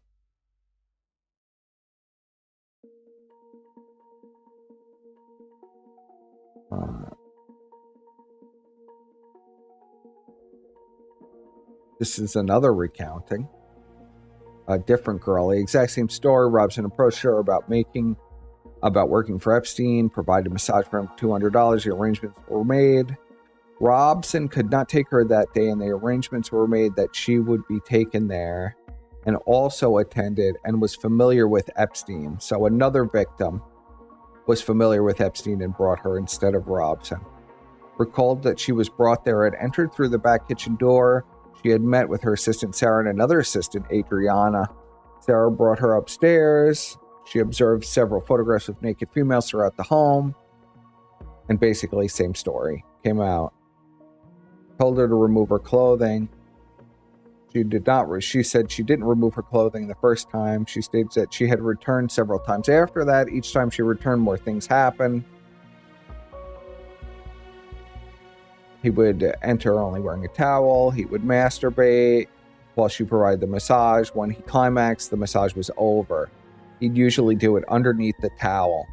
I think most of the people, especially if the earlier victims, all described that he had never actually showed his penis. He would keep it under the towel because he was like clearly deformed in some kind of bizarre way. Like, it sounds really bizarre. So he'd like hide his penis at first, but he got more and more.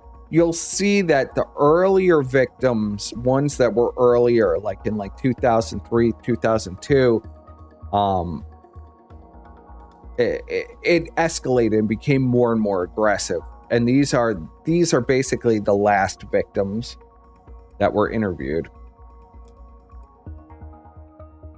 Most of these encounters taking place in 2004, 2005. It seemed like he was completely out of control at this point. And before that, he was far more methodical. The door was closed for his privacy. We so appreciated her. Okay. Next, we got to go to the next one.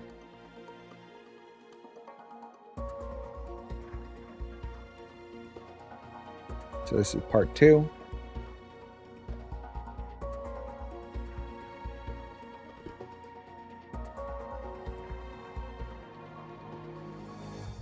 Epstein grabbed her breast, fondled her breast. He offered her extra money to have vaginal intercourse. She stated all that occurred on the massage table. Stated Epstein penetrated her vagina with his penis. Oh my God. Epstein removed his climax onto the massage table. Received $350 for the massage. I asked her if she had any formal training in providing massage. She stated she did not. Continued to state on another occasion, Epstein introduced his assistant, Nada, into the massage. I don't know why this bitch isn't in jail. This assistant that is performing sexual acts. How all of these people got away with this. This Sarah, these assistants. How all of these people aren't in jail. I mean, even now after reading this, I mean, who cares if they were given immunity by the court? The court is not allowed to do things that are unconscionable to the public.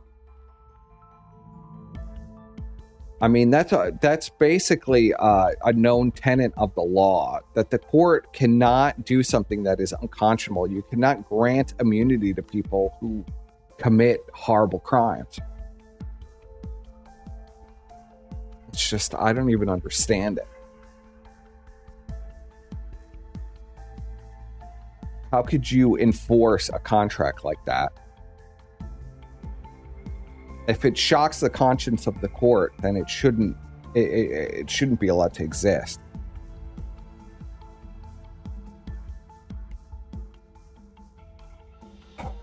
Epstein stroked a vibrator massage around her vagina during massages. Said the last time she spoke with anyone at the house was with Sarah during the weekend. October 2nd or 3rd, 2015, stated that she had brought 2 people to Epstein's house.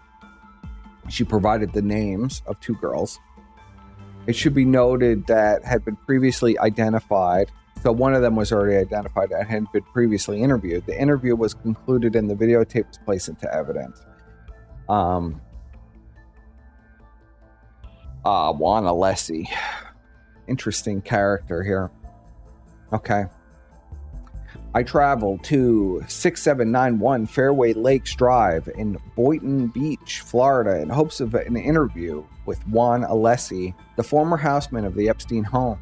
As no one was home, a business card was left for him to return my call. When we traveled to in Miami in hopes of interviewing Alfredo Rodriguez, a former houseman of Epstein, we did not locate them at the home. I left a business card for him as well.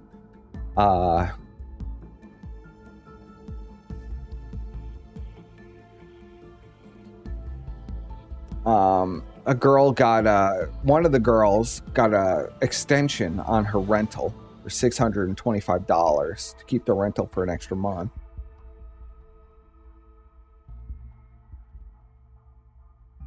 So he makes contact with Alfredo Rodriguez. Rodriguez stated he had worked with Epstein for approximately 6 months after the previous husband left. Rodriguez stated that it was his responsibility to keep the identity of the masseuses private.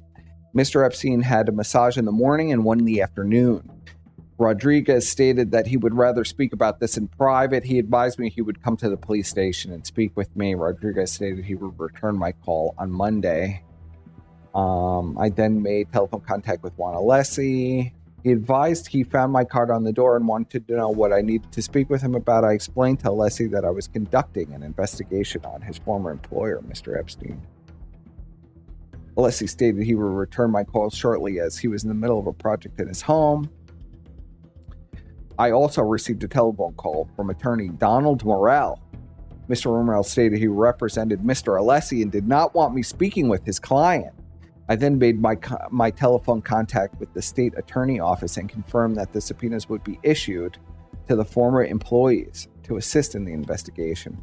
I made telephone contact with attorney Guy Fronstein, attorney for Mr. Epstein, and explained to Mr. Fronstein, is it Fronstein or Fronstein?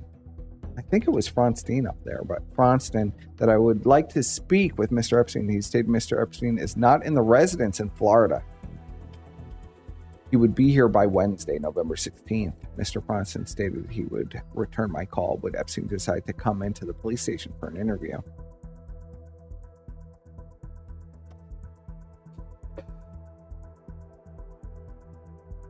Oh my goodness. So here's another girl.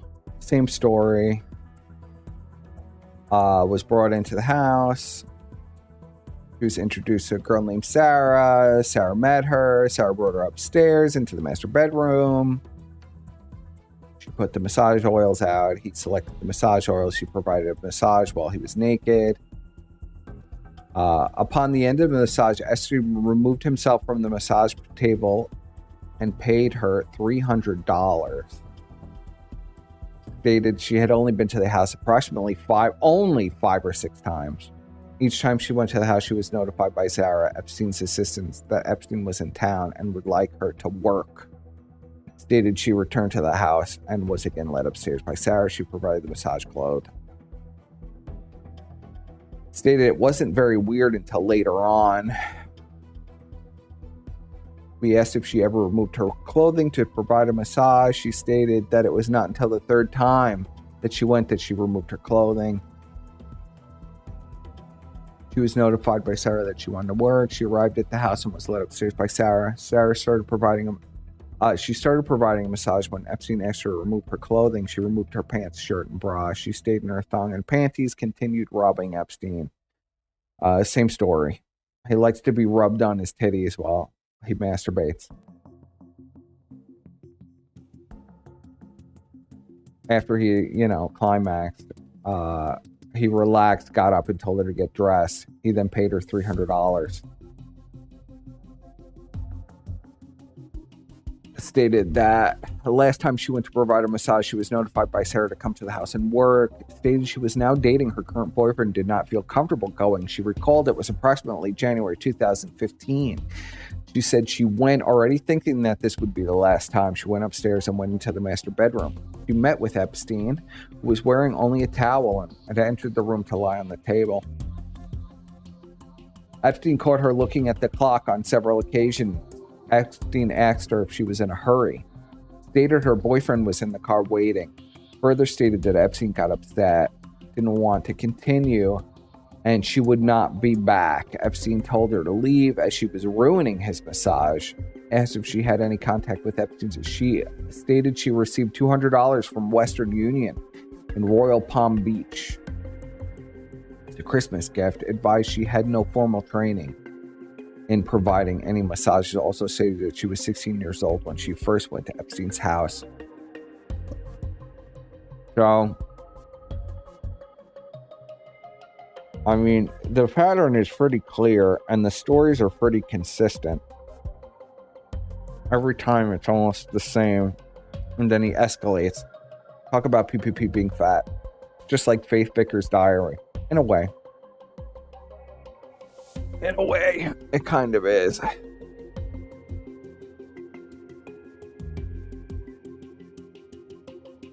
Just as disturbing. None of these girls talk about their father making a TV show or a podcast off of this horrible abuse, horrible situation. You know, Vickers would like try to be on TV and have a show and everything.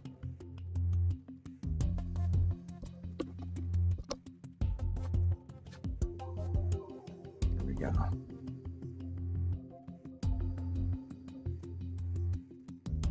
So they do confirm, and they confirm that this Western Union did in fact happen. They get records of it.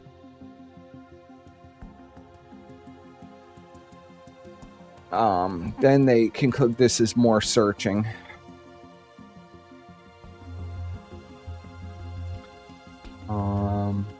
Collecting of evidence. I don't think they found anything significant in the cars and garage.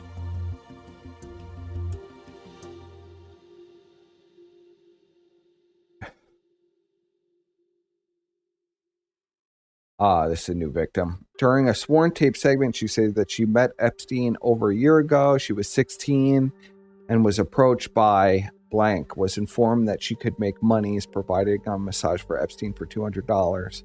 She informed her that she would provide this massage topless, made arrangements with Epstein and his assistants.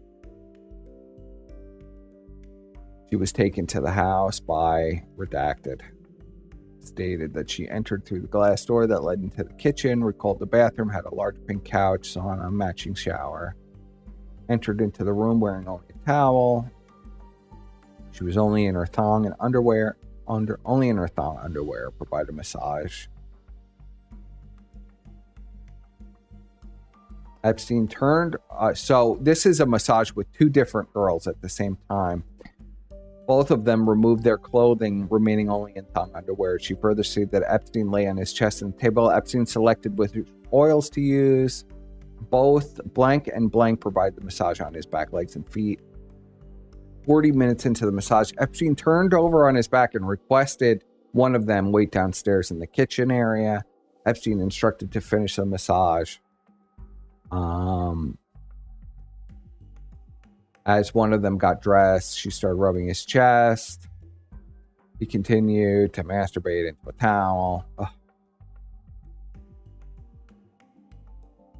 After he cleaned himself off with the towel, he instructed her the massage was done and to get dressed and meet him downstairs. She got dressed and met with Epstein in the kitchen area. She was paid $200. Second time she went to the house.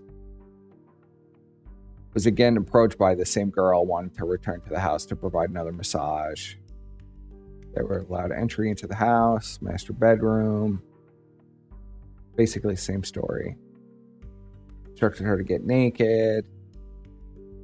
Finished with Epstein's back and legs. Epstein then turned over onto his back. He whips out a vibrator. Large gray vibrator with large head, rubbed her vagina for approximately 2 to 3 minutes. Concentrated on himself and finished. He got dressed and met with blank, who was waiting in the kitchen area. She received $200 for the massage again, said she never returned to the house and had no desire to return to the house. Was asked if she received any formal massage training. She advised that she had no training. Was asked if Epstein knew her real age. Stated he knew as he asked her questions about herself and her high school. Was aware that she attended and is still attending the high school.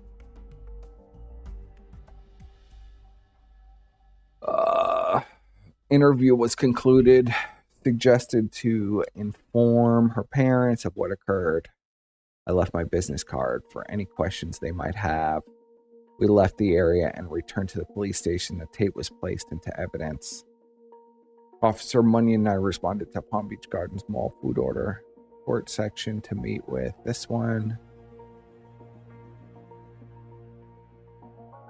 Okay, so this new victim, she had been at Epstein's house over 50 times. She began going. Asked if she knew about the ongoing investigation. She stated she was aware of an investigation and she was told by other girls that were interviewed. Additionally, she had several telephone conversations with Epstein's assistants as to what had been going on during the investigation. I asked how she was introduced to Epstein. She stated she did not want to disclose who brought her to the house, but she would respond to any other question. When asked her what happened at the house, she stated everything happened. All began with massages. She provided oral sex on Epstein, and he provided oral sex on her. She stated he would also use massages, vibrators on the vagina. He introduced his assistant Nadia or Nada to her to have vaginal intercourse with the victim. Stated Nada or Nadia would utilize a strap-on to have intercourse with her. She told to masturbate herself and Epstein, and they also had while they had sexual intercourse. All of this was done at Epstein's direction. Could not provide exact dates. She had been to the house many times. Stated Epstein inserted his finger into her vagina. Ugh. She stated she did not have sex with him. She did admit to having sex with the assistant. Nadia stated not every time she went involved sexual favors. Sometimes they would just talk and she would get paid anyway. I asked her how much she was paid each time she went to Epstein's residence. She stated that she got paid $300 every time she went to his house. He was stating that she does what she does and did not want to introduce anyone else to what she was doing. Stated she had never received any formal training in providing massages. Showing a photo lineup in which Nadia Marcinkova was placed in position 6. She reviewed the 6 photographs and immediately identified Nadia Marcinkova as the person with whom she had intercourse. Additionally, it was the same person she watched have intercourse with Epstein. She signed the photo lineup under Nadia Marcinkova's photo as the person she identified. We then left the mall and returned to the police station.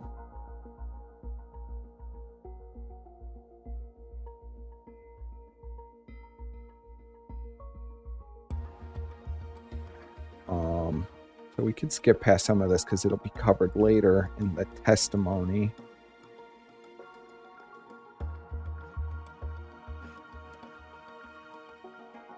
So here, and we could also catch some inconsistencies here. So I'll read some of this. So he makes contact with Mr. Alessi, who worked for Epstein for a few years at the house and was mysteriously fired. It's implied for stealing money out of a cash box that he was given. But it's implied that there is more to the firing than is let on, but clearly the guy can't talk about it and is not particularly willing to talk about it under oath, but he's a little looser here.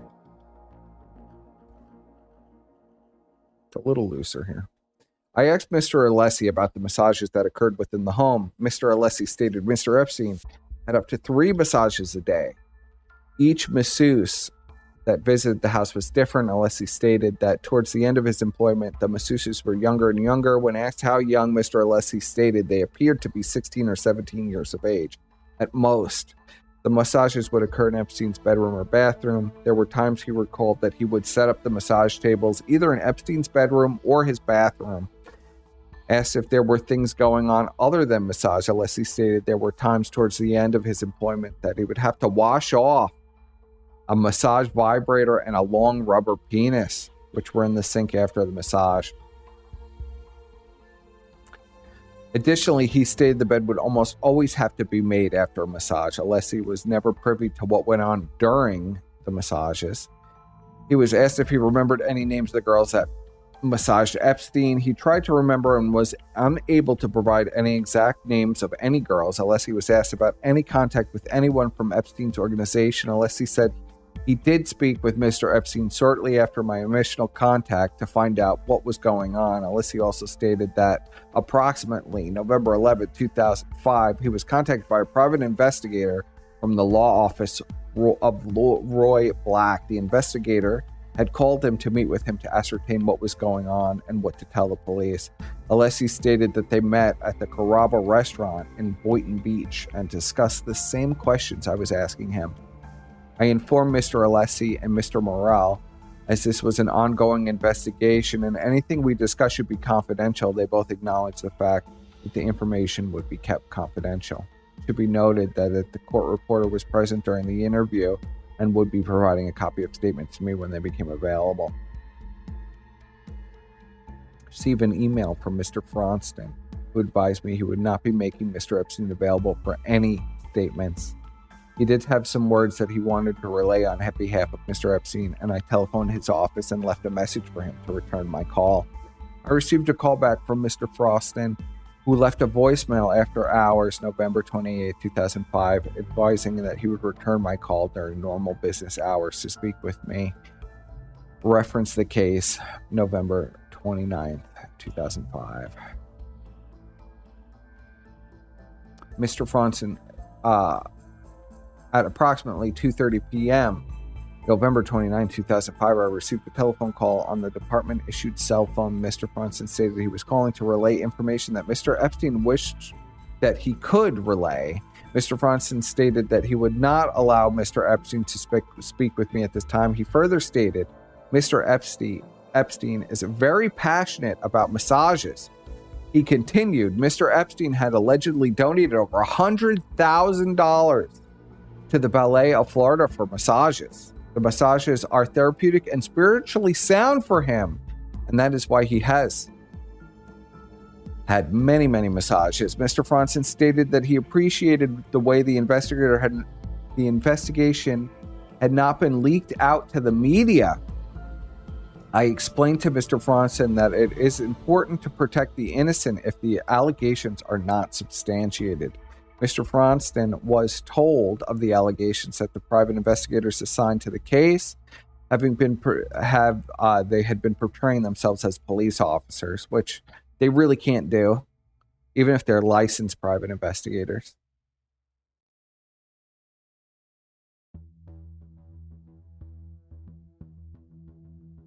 You can't hear me. You could hear me just fine.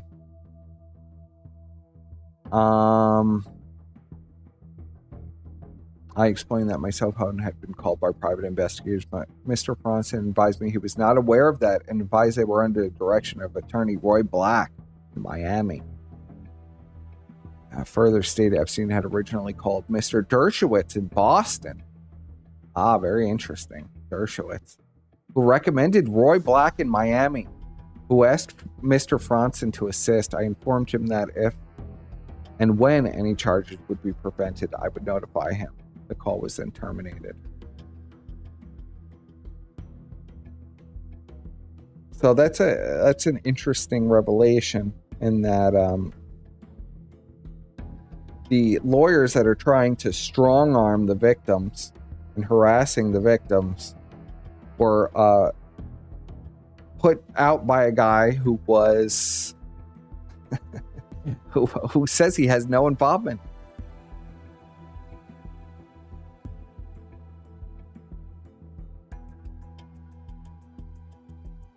If I am muted, I don't know how, because it says my feed is fine. A review of telephone messages books. Let's see. So we can skip ahead here.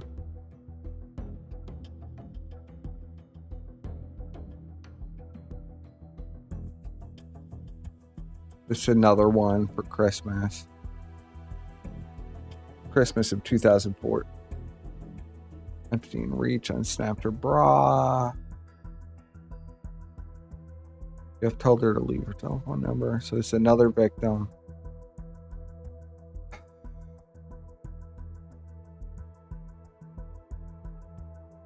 There is something that's interesting in here.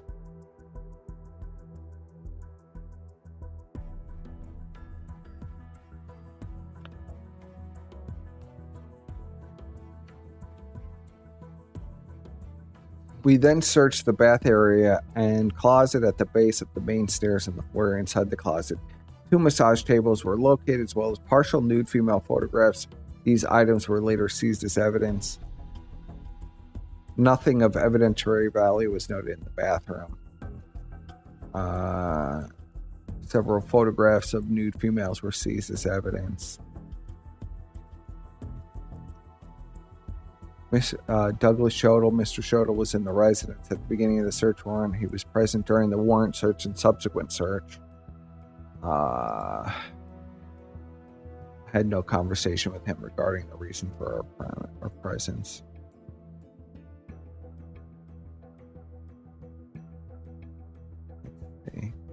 So here, this is interesting. This describes how the place was stripped of a lot of the computers and stuff.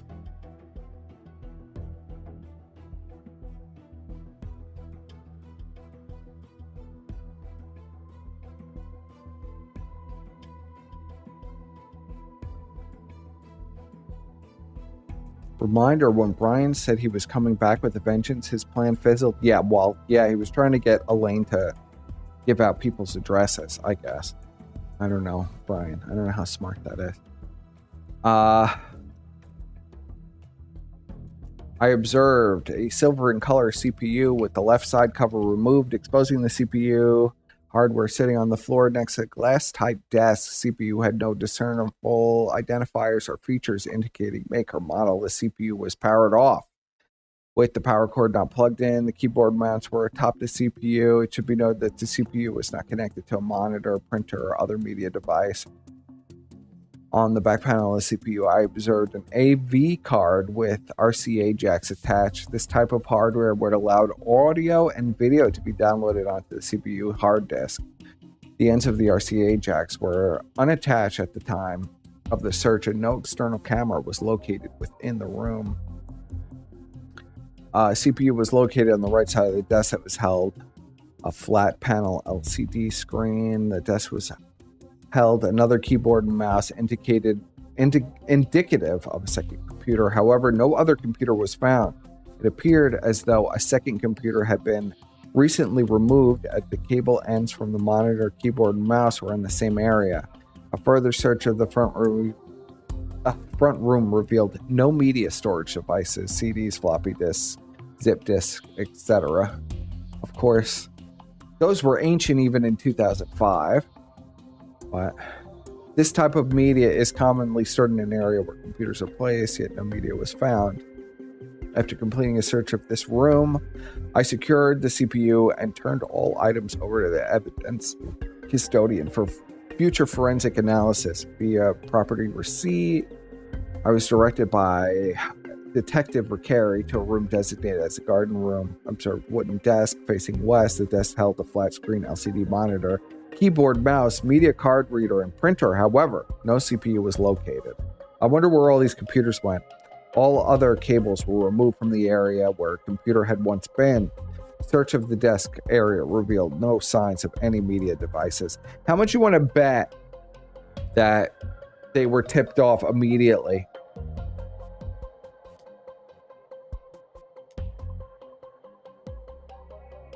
To remove everything. Detective Ricari directed me to a third location designated as Cabana Room, which is attached from the residence, located just south of the pool. Observed an office type setting, L-shaped desk holding a flat screen LCD monitor, keyboard, mouse, printer. However, no CPU was located. All of the cables were removed from an area where a computer had once been. A search of the desk revealed no signs of any media devices. Detective Ricari directed me to a second detached structure located on the southeast corner of the property. This area is assigned with single letters to identify a particular part of the room. The office area designated as Room B. I observed a powered-on Dell Dimension 2350 attached to an LCD flat panel monitor. The screen displayed an open Microsoft Internet Explorer browser with the URL address home.bellsouth.net. I observed no other active windows. In the start panel, photographed the screen. The power cord was removed from the back of the Dell CPU, and I disconnected the cable modem to prevent remote access. At the time, the Dell CPU marked with serial code. Secured, turned over to the evidence custodian. I then responded to bedroom designated as Room F, where I observed white in color CPU marked Premio. Premio CPU was in the computer desk, which held white CRT monitor, both of which were powered on. The CRT monitor displayed a message from Norton Antivirus Software warning of an expired subscription. I observed no other active windows in the start panel and photographed the screen. I removed the power cable from the back of the Premio CPU and shut down all other media. The Premio CPU marked with serial code. This has been secured, turned over to evidence. So everything was basically, and all the computers that they used were stripped out. And it sounds like they were replaced with bootleg computers.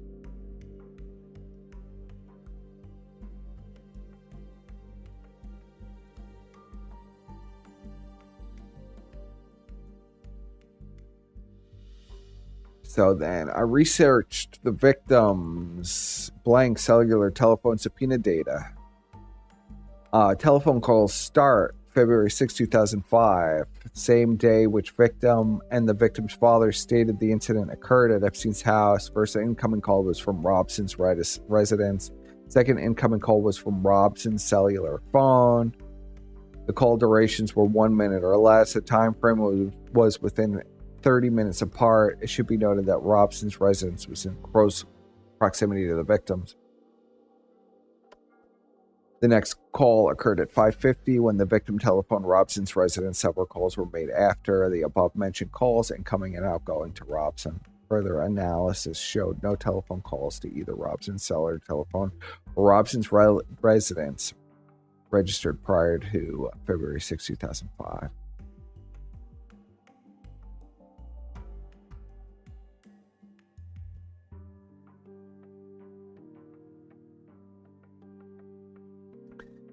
I also conducted analysis on telephone calls from this number.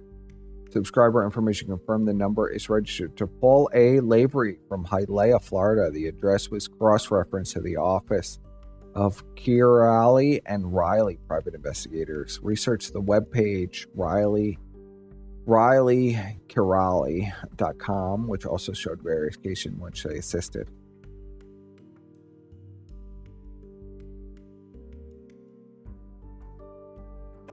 Mr. Riley attended Miami Rotary. Confirmed attorney Roy Black is among his clientele.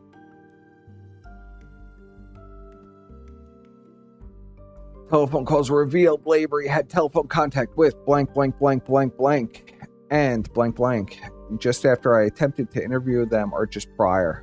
A background was conducted on Lavery, which revealed he holds a current private investigator license. A criminal arrest record revealed he had previously been arrested for possession of cocaine and soliciting prostitution. Shocker. He also researched the girl's MySpace pages.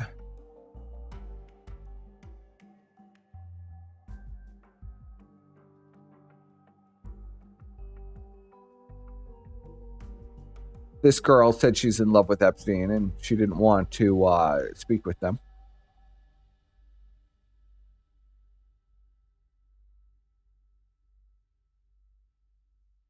I left another for Blank's parents. I began an analysis of Sarah Kellen's cellular telephone, the telephone number assigned to Sarah, and financially responsible party.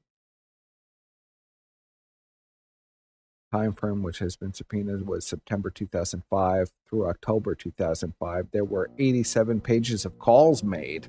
Jeez. Either to cell phones or from the cell phone. Local numbers were analyzed. A spreadsheet was prepared and placed.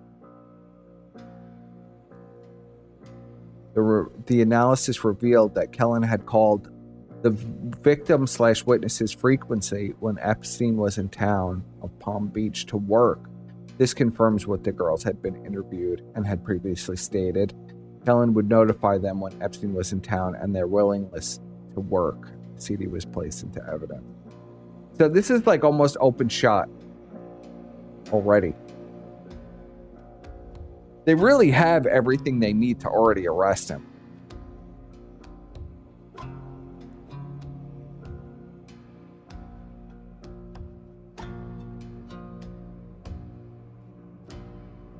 So then they confirm Robson first called Sarah Kellen, Epstein's assistant. The next call was made to Epstein's house, Palm Beach. Then the following call was made to the victim.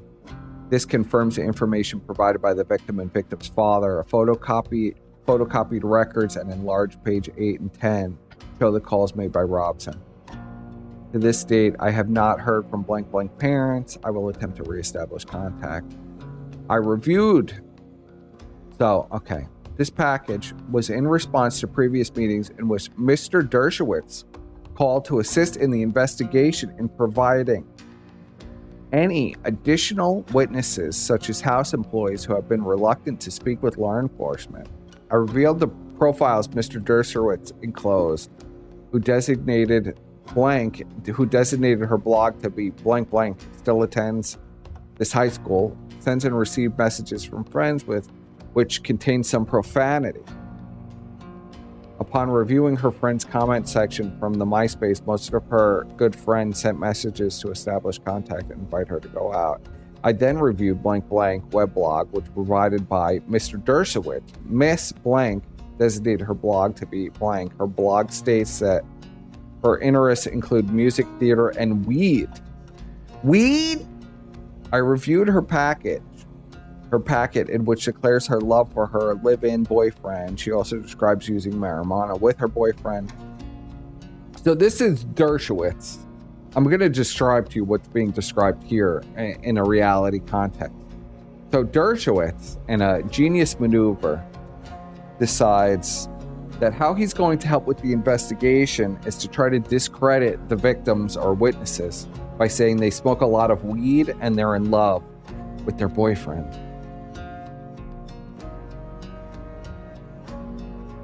Yes, they break down what MySpace is. Well, this is 2005. So MySpace was kind of like brand new then. So Dershowitz is trying to say, well, this bitch smokes weed, so she can't be trusted. Also, she says she has a boyfriend, which means she can't possibly be fucking Epstein because she has a boyfriend. She loves weed. Look, this girl is not reliable. Good job, Dershowitz. You have nothing to do with this. You don't like Jeffrey or anything. The letter Mr. Dershowitz sent advised he was looking into the allegations that one of the private investigators used by the private attorneys of Epstein attempted to impersonate or state that they were investigators used to interview blank. Blank had quite a distinct speech impediment, did not claim nor did they impersonate themselves as police officers.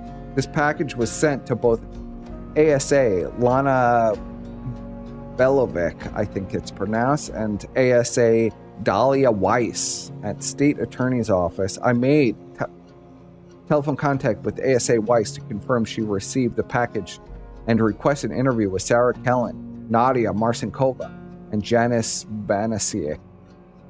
She advised she would assist in attempting to contact Mr. Dershowitz.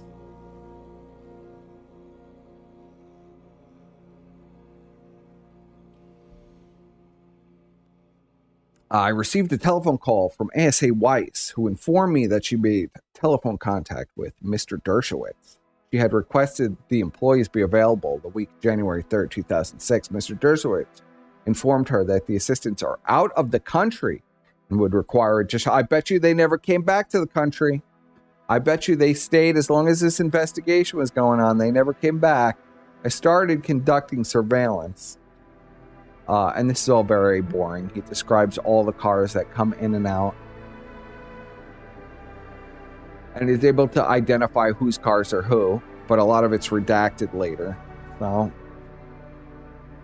but there were constantly bitches coming in and out of here.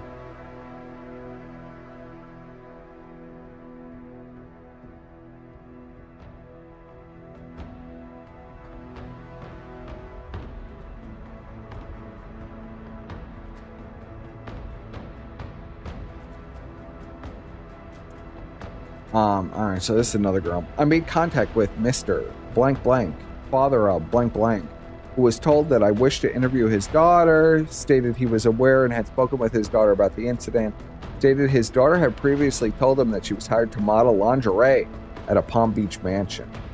Mr. Blank stated he knew nothing else about what she did and she went to work. And when she went to work, Mr. Blank advised he would cooperate with the investigation and make his daughter available for interview. I asked when she was available for interview and stated she was not at home at the time. I informed him I would make contact with her at a later time. Expressed interest in resolution in this matter, stated that this information affected his daughter emotionally.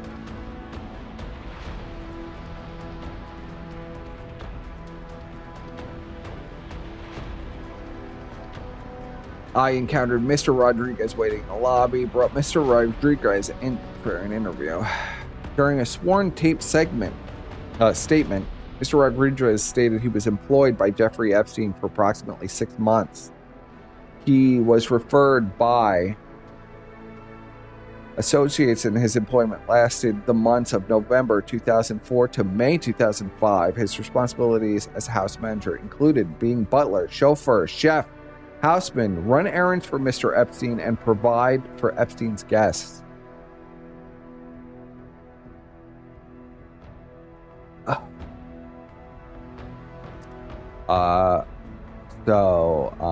Rodriguez advised that he had very limited contact with Epstein. If Rodriguez needed to relay a message to Mr. Epstein, he would notify Epstein's secretary, Leslie, in New York City, who would then notify Epstein's personal assistant, Sarah, who would relay the message to Epstein.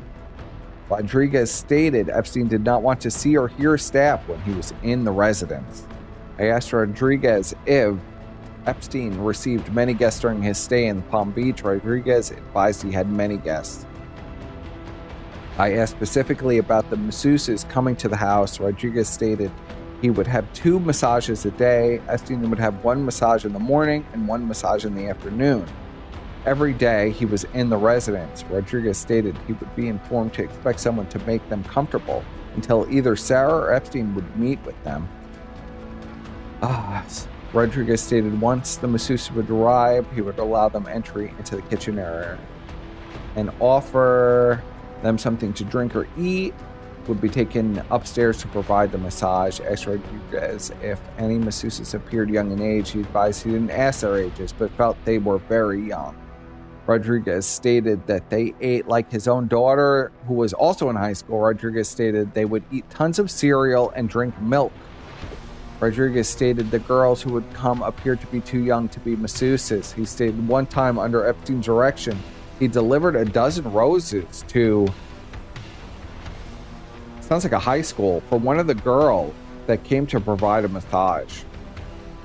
He knew the girls were still in high school and were of high school age. I asked Rodriguez about massages. He felt that there was a lot more going on than just massages, hence why he was only employed for 6 months.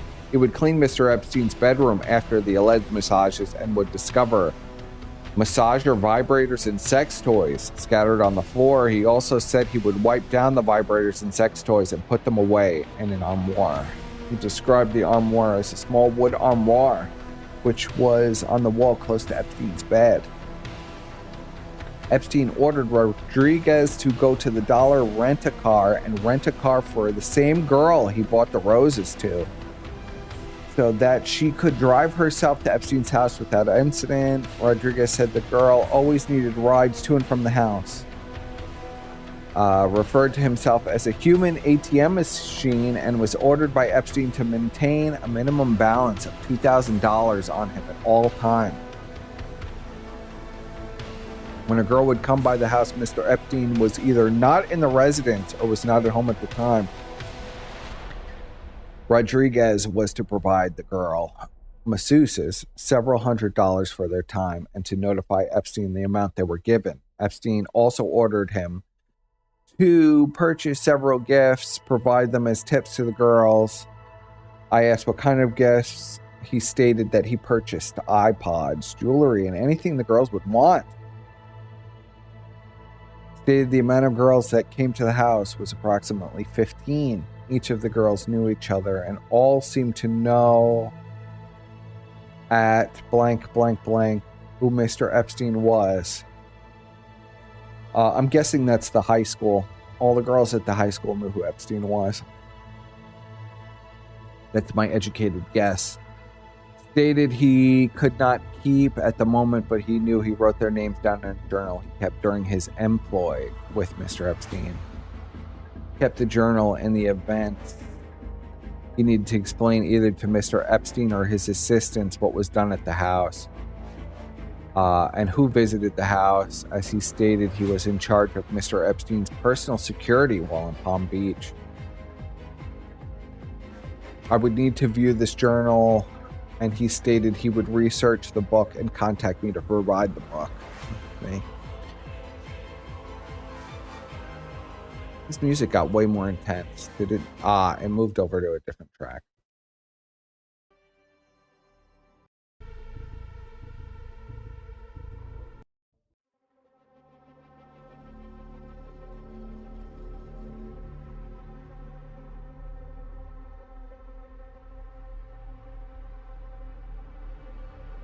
Yeah, I know. It's insane, right? He's sending roses to a high school.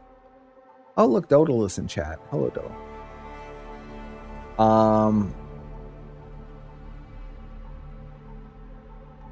The gun grease has gone to Persip's mind. Play the X-Files remix. That's reserved for the Brian zone. That's true.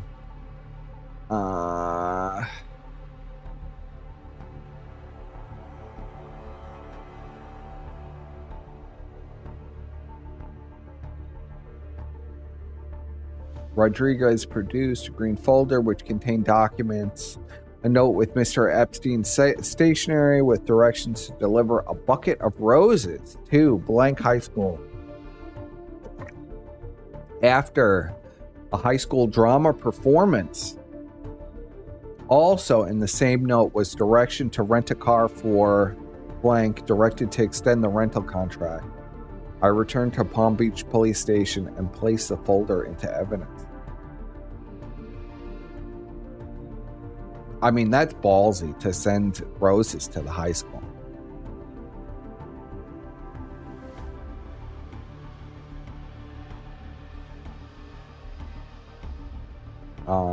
Let's see.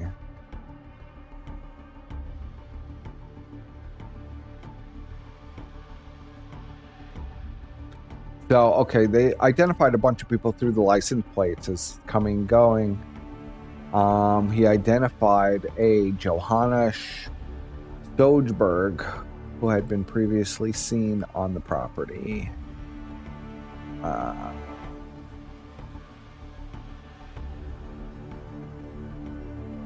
During the statement, advised that when she was 15 or 16 years of age, she was taken to Epstein's house by her associate. Stated this occurred late May 2004, early June 2004.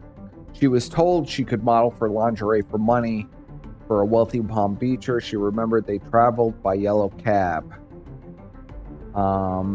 She remembered encountering Epstein at the front door during an evening at the house. Basically, the same thing happens. She goes upstairs, everything's set up. He's only wearing a towel. She does a massage. He attempts to touch her, Doesn't attempt to touch her. I guess he actually does touch her breast and vagina. She was instructed to rub his nipples. He did some nasty things. Pulled her closer to him. He appeared to have climaxed after he pulled her closer. Epstein had told her that there was $200 on his dresser. He told her that she could not tell anyone what had happened at the house or bad things could happen. Stated she went to Epstein's house 3 or 4 more times in total. Was very scared and felt very nervous. She knew because of Epstein's money, he was very powerful. After a massage, Epstein ordered his houseman at the time to drive the girls home. The employee was told to drop off the girls at their house and watch them go outside into their house. Could not remember who the houseman was. Epstein and his assistant, Sarah, could call her at her father's house to arrange for her to come and work. She advised each time she returned to the house that Epstein would do the same thing.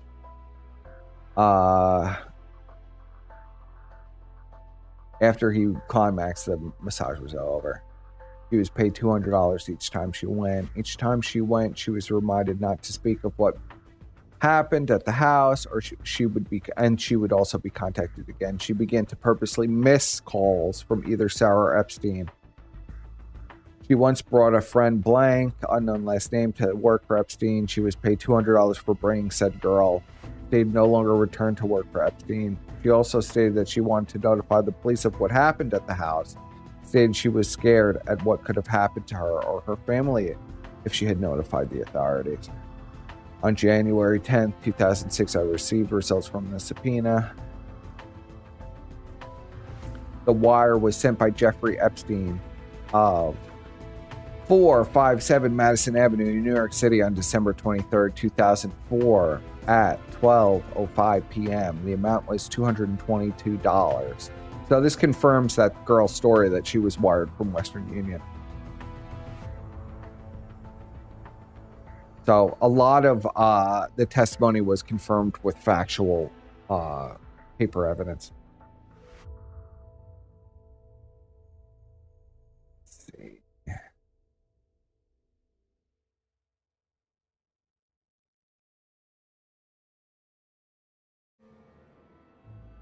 So then he tracks down this Sojberg, identified as a licensed massage therapist, had previously been seen on Epstein's property. When physical surveillance was done, told of ongoing investigation, felt she may have information pertaining to the case. She stated she met Epstein 3 years ago when Maxwell approached her while she was attending a Palm Beach Atlantic College to work around Epstein's house. Maxwell told her that she needed some girls to work at the house to answer phones and run errands. She accepted the job, began working at Epstein's house on El Brillo in Palm Beach.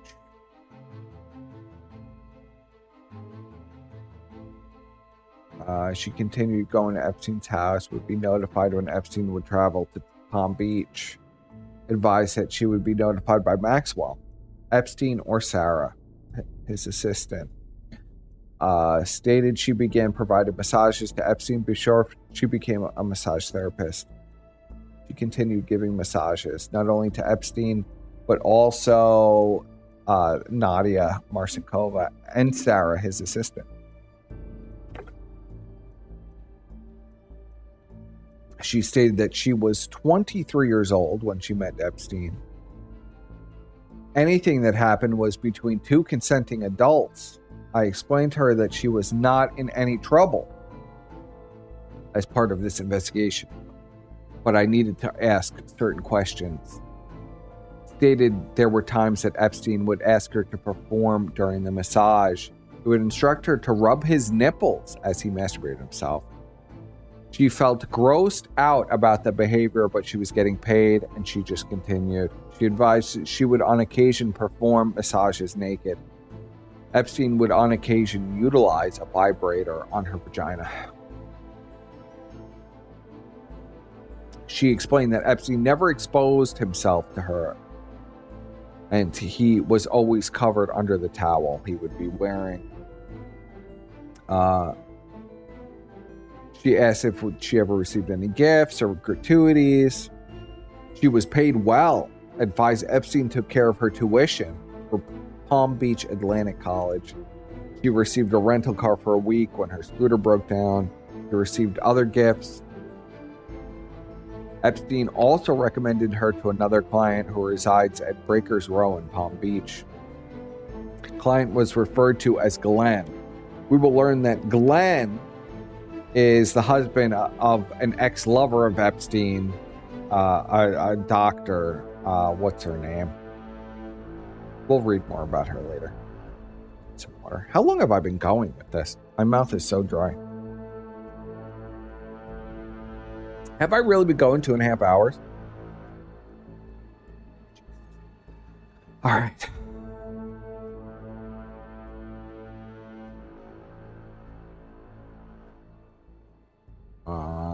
Let's get through this.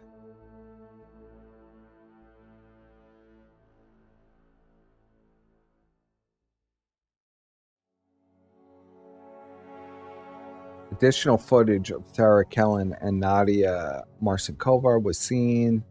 There was other footage of females seen. Identity of females is unknown until such times I meet with certain females to show video footage to confirm. At this time, it appears that blank blank and Haley Robson are seen sitting with Epstein beside his desk in the evening hours. Due to poor lighting, a direct confirmation cannot be made at this time.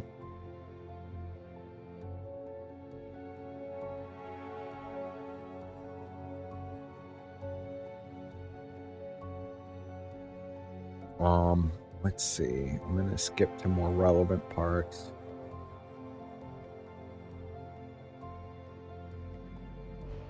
This is an interesting story. So this woman was invited over by, all right, I should read this because it was an interesting story.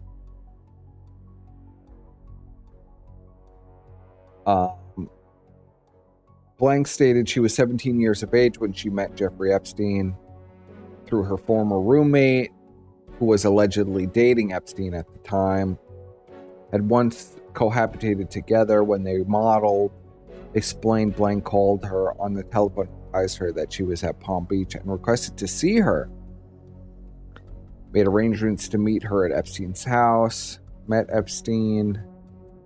Received money from Epstein to go to the mall. They visited Victoria's Secret and purchased undergarments from the mall, utilizing monies given by Epstein.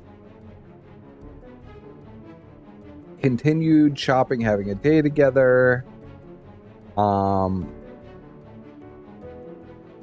Blank stated that Blank explained she and Epstein had been dating each other, and he had been paying all her bills. Blank claimed Blank advised they met in New York and had been dating ever since.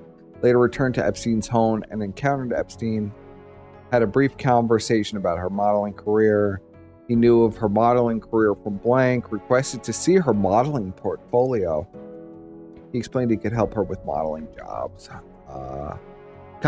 He commented negatively about her photographs and portfolio. Felt uncomfortable with the comments made, as she had been working with other professional modeling companies who had offered her work from her photographs. Epstein requested to see her, what she had purchased, took out the undergarments. She immediately showed Epstein different sets purchased. Requested to see her outfit, since it was Epstein's money that purchased the item. Epstein asked her to try it on. The other bitch said, yeah, try it on. Feeling compelled to try on the undergarment, she went to another room, put on the bra and panty set, walked out a living room, and modeled for them. Stayed within the same week. She returned to meet with them and have a massage, but was told she would be unable to stay with her as she would be going for a bike ride with Epstein. Explained that she could stay at the house to take advantage of a massage.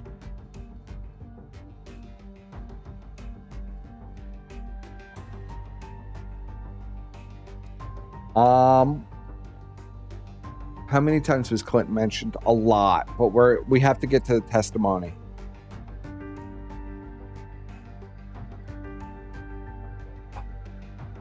I need like a minute break. I need some water.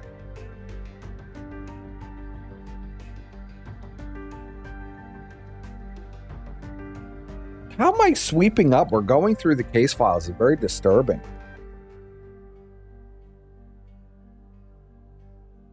Yeah, there's an auto filter now. You used to be able to control the filter on the chat, but now you can't. Now you can't disable it anymore. I'll be right back. I need some water.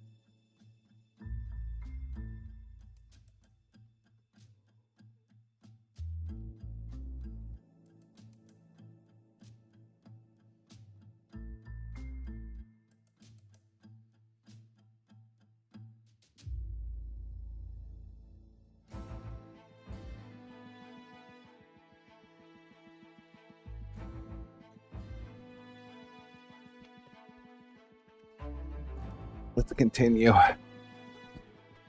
Justice for their victims. Who knew that PPP and Persic DM links would be so wild? Yes. Can't believe there's 55 people listening to me read this. Venera stated she knows Epstein, been employed by him.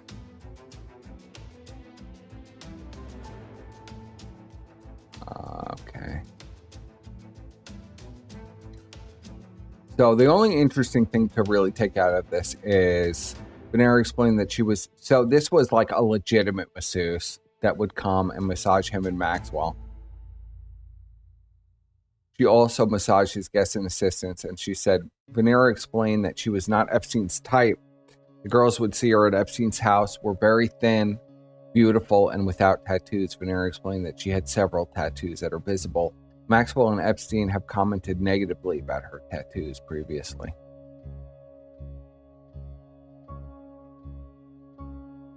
Venera stated that she does Swedish-style massages,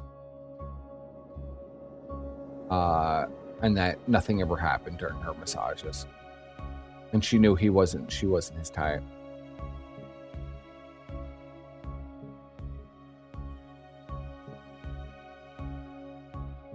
Here we go. Here's Haley Robson again. Had informed her that she wanted to provide massage for $200.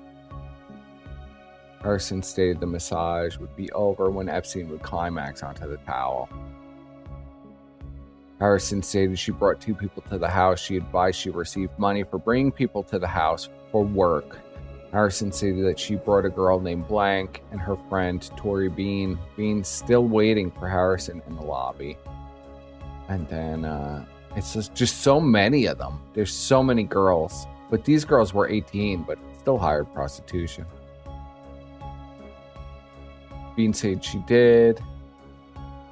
Another one.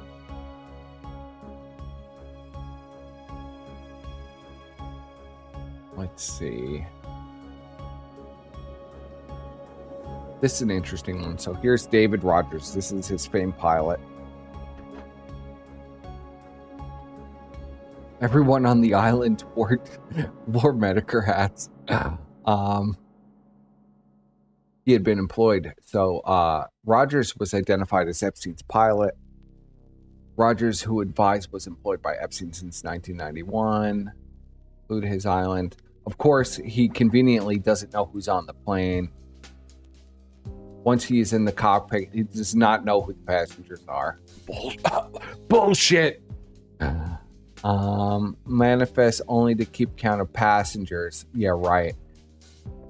Mrs. Rogers came into the living room and recommended that her husband consult with an attorney. Mr. Rogers agreed he would speak with the family attorney to inform him of this questioning. He was not a suspect, and see still questions. There was one other thing that was important in here.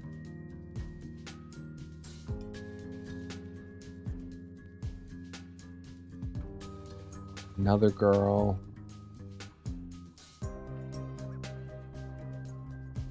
I mean, it's nauseating. I learned through one of the victims that she was personally contacted through a source that has maintained contact with Epstein. The source assured Blank she would receive monetary compensation for her assistance in not cooperating with law enforcement. Blank also stated she was told those who help him will be compensated and those who hurt him will be dealt with. I told Blank that tampering with witnesses and victims is an arrestable offense and very serious. I asked her who approached her during this encounter. She was originally reluctant to provide the name of the person who approached her to testify because they felt they were still friends. It's probably Robson. Or maybe one of these other unnamed girls. But it's probably Robson. Met with the victim blank, identified as blank. So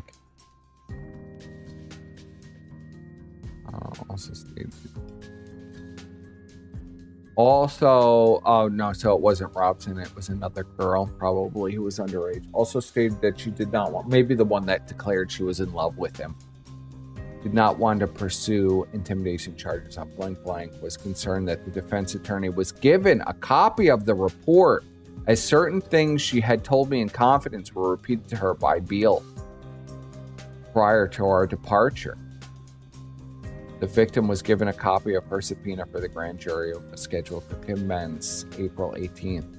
So this is where things get very suspicious, because that means that somebody higher up in law enforcement was providing Epstein with confidential documents of the witnesses being, so he was privy to all of these interviews. And that's a very dangerous precedent. So there was a lot of tampering going on. Yes, this was all just released. So now this is where things get really interesting. Upon our return to Tallahassee, I notified the state's attorney office as what was told to me. I also notified them that the subpoenas were delivered to the witnesses and they would be calling for arrangements for the date and time needed for the grand jury. I spoke with ASA Weiss and informed her of possible intimidation by defense. I attempted, so you're going to see this, I think it's pronounced Belovic, to ascertain when victims need to return for grand jury. Messages were left on their voicemail. I again left messages for ASA Weiss and ASA Belovic for either of them to return my call, and I have not heard from the state attorney's office as the time and date of the grand jury. Approximately 12:30 p.m., I went to state attorney's office and located the ASA Weiss and ASA Belovic in their offices. I entered the office of Belovic and I was informed that she was going to return my call. She explained that an offer was made to the defense attorney Guy Fronston and attorney Alan Dershowitz. The offer is 1-count aggravated assault with intent to commit a felony, 5 years probation with adjudication withheld. Think about that. This is beyond a sweetheart deal. 5 years probation with adjudication withheld. That is insane. We've already read that there is an insurmountable amount of evidence. Testimony, eyewitnesses, recordings, paper transcripts, phone records, everything. I mean, this is an open and shut case. 5 years probation. Outrageous. When asked, and it was only one charge. Epstein would have to submit to psychiatric sexual evaluation and no unsupervised visits with minors. When asked about all the other victims, ASA Belovic stated there was only offer made as to one victim. ASA Belovic's cell phone rang and went to voicemail. She checked her voicemail and played the message on speaker. The caller identified himself as attorney Guy Fronston and acknowledged a deal was made between them. Fronston stated in the message he spoke with his client Jeffrey Epstein and agreed to the deal. Fronston asked to call off the grand jury as they would accept this deal. Of course they would accept the deal. 5 years probation. Fronston asked to call off the grand jury as they would accept this deal. Belovic stated a probable cause would be needed to book Epstein in the county jail and would let the deal and not be consulted. Hold on. Belovic stated a probable cause would be needed to book Epstein in the county jail and would let me know as to when it would be needed. I explained my disapproval. However, I expressed that that was only my opinion and their final approval would come from the chief of police. She explained that the chief of she explained to have Chief Ryder call Barry Krishner about the deal. I left the area and returned to the police station where I briefed the chief about the deal offer. It's an insane deal. I checked my voicemail messages and discovered a message from Blank's stepmother from the victim. She was calling because the state's attorney office still had not returned any of her calls as to when they are needed for this case. I then called ASA Belovic's office and left messages for her to call the victims on this case and explain to them that the state's attorney office had done. On April 17, 2006, at approximately 4:30, State Attorney Investigator Tim Valentine called to officially notify me of the cancellation of the grand jury. So, obvious major interference here in the investigation. I advised Valentine that as this grand jury session was called based on State Attorney Office decision to have the victims heard by the grand jury, I felt that the State's Attorney's Office responsibility to contact the victims and advise them of their reason that they were no longer needed. It's insane. I prepared 3 arrest warrant requests and submitted them to the State's Attorney Office. The packages were delivered to the Crimes Against Children Unit in the care of ASA Lana Belovic. Jeffrey Epstein's arrest warrant was requested for 4 counts of unlawful sexual activity with certain minors and 1 count of lewd and lascivious molestation. Sarah Kellen, Epstein's assistant, arrest warrant request for 4 counts of principal in the first degree unlawful sexual activity with certain minors, and 1 count of principal in the first degree of lewd and lascivious molestation. Haley Robson's arrest warrant request was made for lewd and lascivious acts on a victim under the age of 16 years of age. The receipt of delivery was signed and brought back. Of course, none of these people were arrested, except for Epstein himself, who got beyond a sweetheart deal. I mean, just a phoned-in deal. ASA Weiss advised she had been taken off the Jeffrey Epstein case because her husband is employed with attorney Jack Goldberger. Attorney Goldberger is the attorney of record for Jeffrey Epstein. What a coincidence.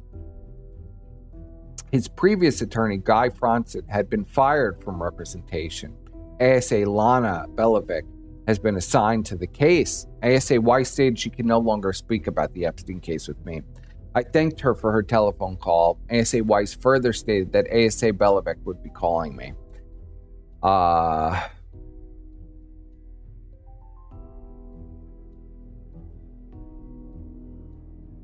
This is, okay, here we go. I met with ASA Lana Belovic at the state attorney's office. She explained that her boss, Barry Krishner, was requesting this case be taken to the grand jury again.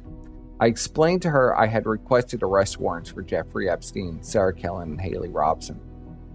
I asked that she either issue the warrants or direct file, as so much time had elapsed since the original request for the grand jury. I explained that the Palm Beach Police Department had concluded the case December 2005 and had been waiting for the case to go forward. Belovic stated the original offer was again offered to the new defense attorney. Jeez, he was waiting on their answer. Yeah, I'm noticing a trend too with this naming scheme. Yeah, pay to leave jail, like Monopoly. It's insane.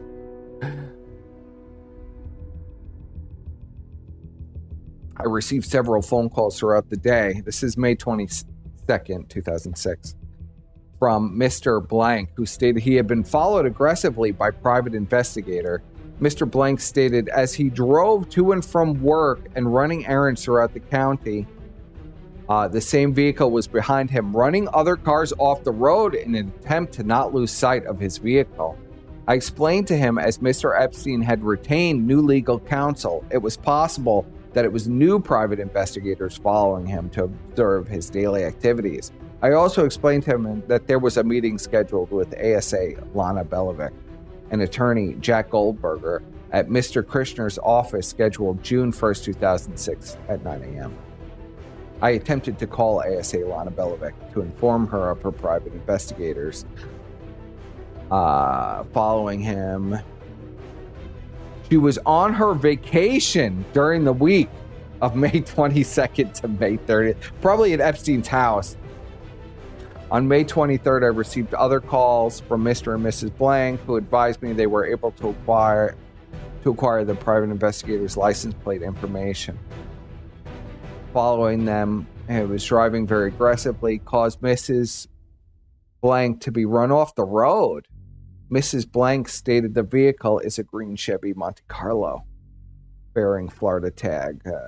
Vehicle registered to Jackery Burchard, Jupiter, Florida. He is employed with Candor Investigations from Jupiter, Florida. He is a licensed private investigator. Since the discovery of the threat made against one of the victims in this case, I requested subpoenas for all the calls made to and from, received from, during the month of March 2006 for her cell phone and home phone. I received a subpoena from Sprint Nextel with all the calls made during the month. I reviewed.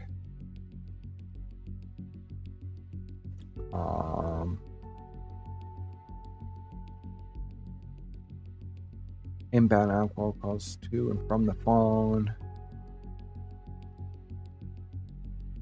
Call to the victim, which lasted 492 seconds, 8 minutes and 2 seconds. Victim then returned to the call. 11 a.m. lasted 6 seconds. Victim then made contact with Blank at 11:22.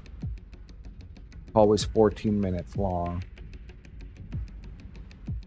These subsequent calls were consistent with what the victim had described to me on the date of intimidation. Immediately after speaking with the victim, Blank makes call to Sarah Kellen, Epstein's assistant, which lasts 48 seconds. Call is then immediately received. A telephone number is registered to the corporation affiliated with Jeffrey Epstein, located at 457 Madison Ave, New York. An extension computer check revealed 457 Madison Ave, New York business address. Epstein's corporation's assigned to. We don't know what any of these corporations do or what any of these offices do, but somehow Epstein is a millionaire, even though there seems to be very little business going on.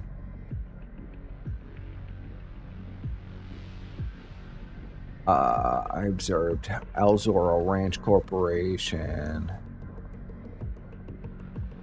So it should be noted that there is no further contact with either of the victims during the month of March or April. ASA Lana Belovic telephoned me to inform me of the meeting that occurred with attorney Jack Goldberger, and her reference this case. She advised me that she would make her determination whether or not to file this case on Monday, June 5th. She informed me that the case would be sent to the grand jury for charges. Belovic stated, State Attorney Barry Krishner made the determination to go to grand jury hearing.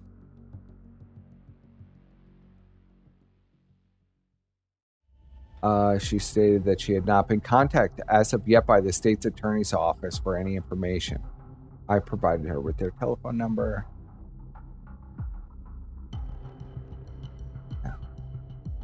Next.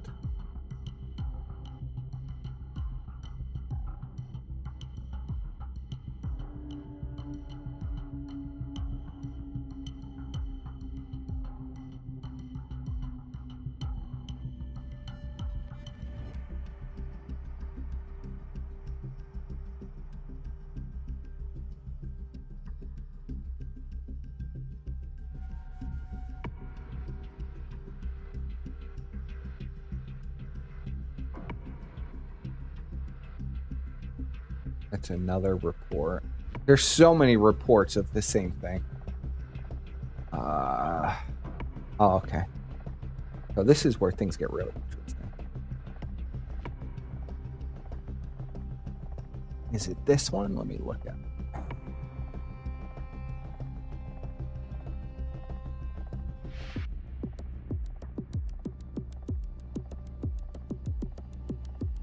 I don't think this is what I'm looking for.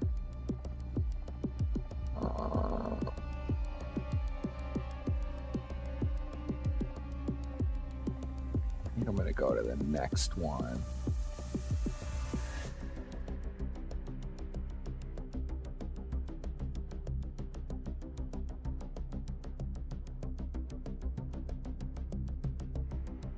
because the attorneys argue a lot with each other in these transcripts, which takes up a lot of space, and it's not really. I don't think this one is the juicy one. I think the next one is. But my name is Dan Sanders.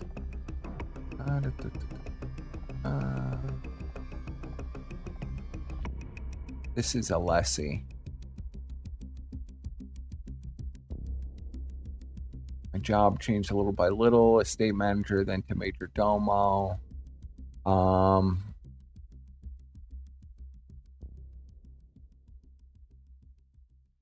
Did he pay you around $45,000? I think I started with 45. Okay, when did you start to work for him? At the beginning. Did he change that later on? Yes. How did he change that? When Miss Maxwell came into the picture. Okay, when was that she came to the picture? Did Miss Maxwell come into the picture? It was his girlfriend, his main girlfriend. Okay, had you known her before she became? No. Never know her before. I'm sorry I didn't get a chance to finish my question. Would you have referred to her as your supervisor or your superior? What would you have called Miss Maxwell? I used to call her Ghislaine. Okay, and how was it explained to you that you were to deal with Miss Maxwell as opposed to Epstein? She would tell me I'm going to take care of the house.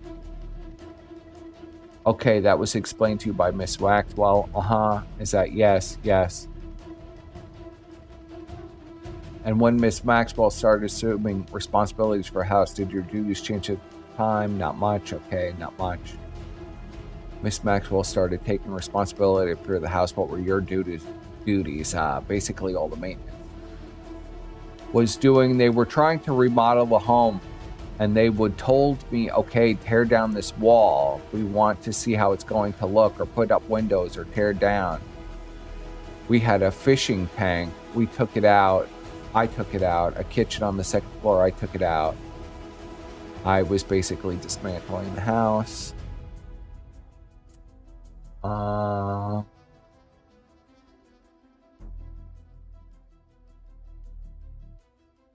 It was a manual. I can't remember how many pages. They asked basically, were you given written instructions? It was a manual. I can't remember how many pages, but it was quite thick. It was done by an estate manager that she will manage all the properties, and that was also how there was also to be a force in Palm Beach. You still have a copy of the manual? No, I don't. I bet you they made him burn it. Do you have any papers whatsoever that were prepared while you were working? He says, no. For Mr. Epstein, I left everything there. Did you make any diary notes for yourself?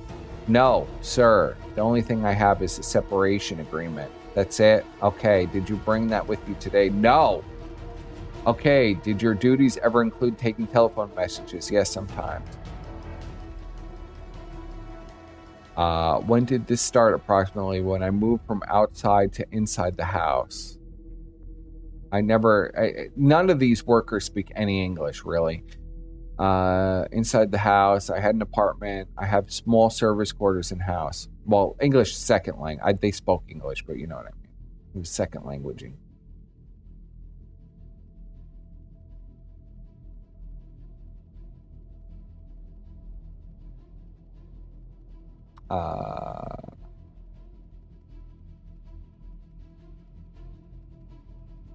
Do you have any papers whatsoever?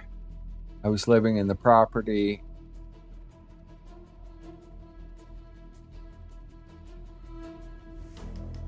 I had to do with the pool, the service, landscaping. I didn't do it myself. I had people working with me. Approximately, when was your relationship to Miss Maxwell taking over the responsibility of the house? I will say after it was done, a big renovation with architects and engineers. That was after I did the breaking down of this renovation. They hired architects, they hired decorators and engineers. And then they make our quarters, even built our own quarters in there. My wife came to help me, I see. And are you able to describe for me where the quarters were?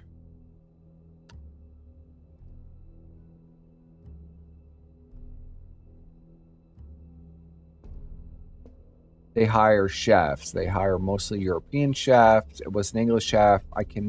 Rupert. I know his name was Rupert. French chef Didier. A kid from New York who was chef also.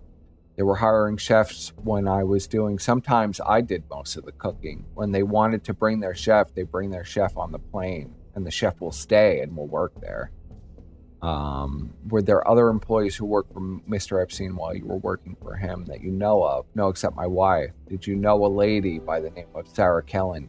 Sarah, yes, I do. Sarah Kellen came at the end of my stay there, probably 2 or 3 months before I left. You'll notice this number change all the time. Anytime he's asked about Sarah, it's 2 or 3 months. It becomes like a week at the end of this testimony.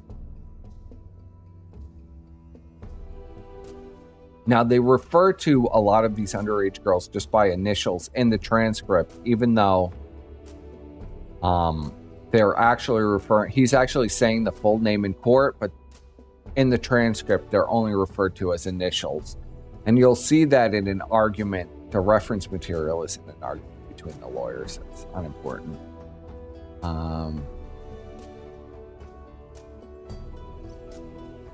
Yes, I know NB. Want to take a chance at spelling that last name? I think it was B. She was not an employee. She was a guest. Was she a full-time guest? No. When would she visit? She was a girl that was very, very talented. Mr. Epstein helped her become an actress. Now she's a movie actress and she's in a soap opera. She came with her mother to the house and he helped her come up with her career. Okay, are you familiar with any other individuals by the name of N who worked for Mr. Epstein? No. After the renovations were complete, did you have access to the entire house? Absolutely, yes. Was there any particular portion of the house that was denied access to you? No. Okay. Were there any photographs of nude females in the house? Overly broad, nude, completely naked. However you interpret it. And the witness says, excuse me, can you repeat that again? Yes, there were any photographs of nude females in the house. Yes, I saw nude photographs. Most of the times those photographs were taken by Miss Maxwell. They usually are her desk, and she kept a big album. Do you remember any pictures of nude or partially unclothed females on the walls of his house? Of course, Epstein's lawyer, I guess, is objecting for him. Okay. Yes, it was. It was pictures of partially nude. And where were they? Most of the times they were in the pool. No, on the stairway, there were no pictures when I was there. It was a service stairway that was very narrow, coming from service quarters to the kitchen. Do you have any recollection of pictures of any females whatsoever inside the stairways? No.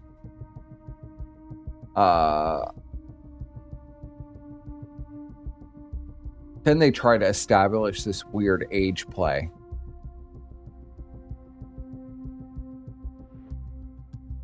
Then he describes, okay. And then they say, again, I don't know, I don't think I can tell exactly. She is 14 or 16. But if you knew, 16 I would think is a girl, of course. Were there any visitors to Epstein's house that were considered to be girls as opposed to women? Yes.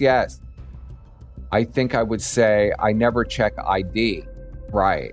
I was told not to check IDs, of course, on these girls, but one I would say is NB was very young. She was in high school, and sometimes either I pick her mother or I pick herself from her house and pick her from School of the Art or ballet. West Palm Beach, I can't remember exactly what place is the name. Did you give or provide transportation for any other females that worked for Epstein? Occasionally, yes. I remember one specifically. It was V. V, I believe, is Virginia, who is the complainant against Maxwell.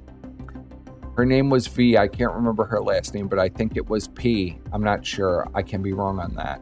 How many times did you provide transportation for this female? I had been told whenever I was told to get them or bring them back to the house. Did you consider V a girl or a woman? Again, I think it was woman from Self, her dressing and her. I think it was, again, I don't know if she was 16, 17, 18, 19.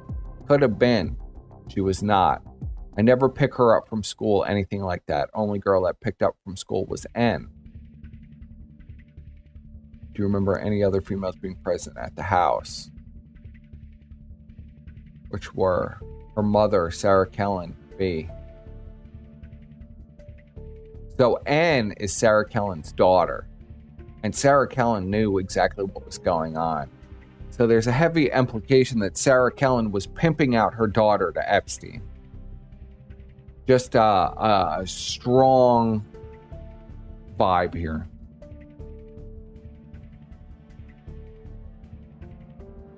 N. Just referred to as N. But N is a reference to Sarah Kellen's daughter, who was made into, I guess, a big star out of this. But I see implications here. Were there any others that you? He says, many, many, many. When did you first? Then his lawyer is going to interrupt the proceeding. Then we're going to go on to the next. Let's see.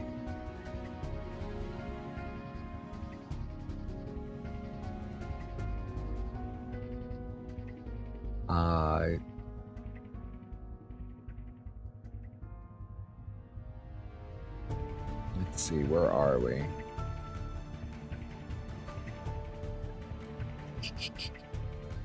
Because this gets very interesting. Juan Alessi.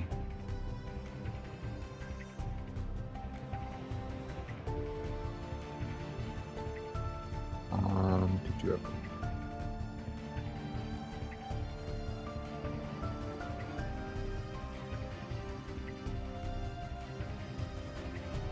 Did I just read this? This should be a different page.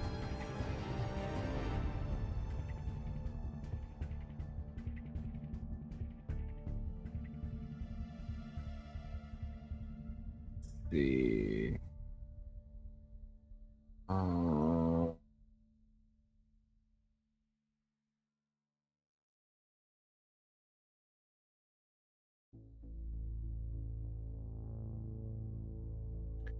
Should be another piece here. Well, maybe it's in the next exhibit. Let's see. I think there were interesting excerpts in this, but there was mostly that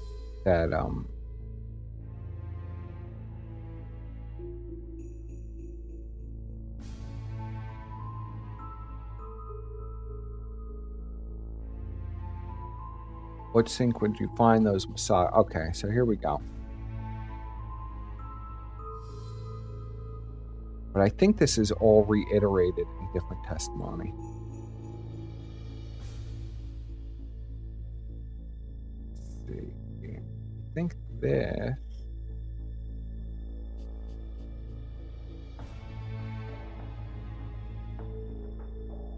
There is so much that I read, but a lot of it is retread, and a lot of it is more testimony from different girls.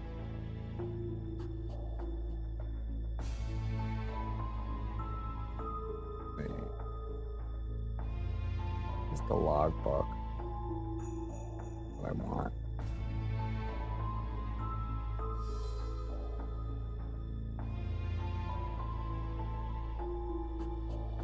See, is this one?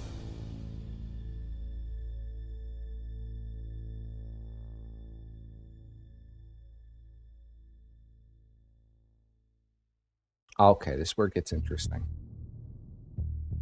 Oh, I lost? What the hell? This sounds like the Thing music. Oh, I gotta take off this sweater.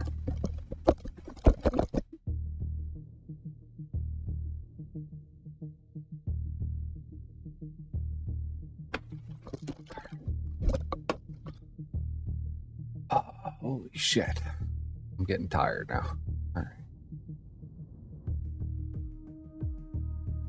All right. Okay, so this is all the attorneys fighting with each other on what's what.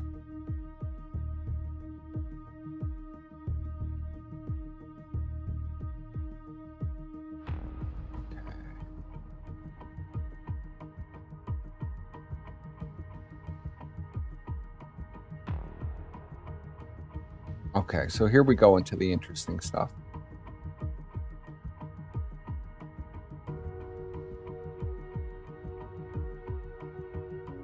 Okay, so after the lawyers argue with each other about how this is going to be captured in the script and recordings, and how this is going to be presented to the grand jury, we get to this. Okay, how old do you think VR was at the time she began coming to Epstein's house? She would have been 17, 18, 19. Could she also have been 15? Could have been, but I don't think I'm a very good judge of ages. If you could ask me how old you are, I really couldn't tell. Mr. Crichton says, Kathy thinks she's 25 in my dreams. Now again, I must tell you, I was never told to check any IDs or any people who work at the house. I understand that. The answer is no. So young women, absolutely not. Absolutely not. And so you never really focused on any particular thought about if they seem young. Of course, Mr. Crichton objects, but that's what form means. I didn't see that many young girls, young underage girls at the house.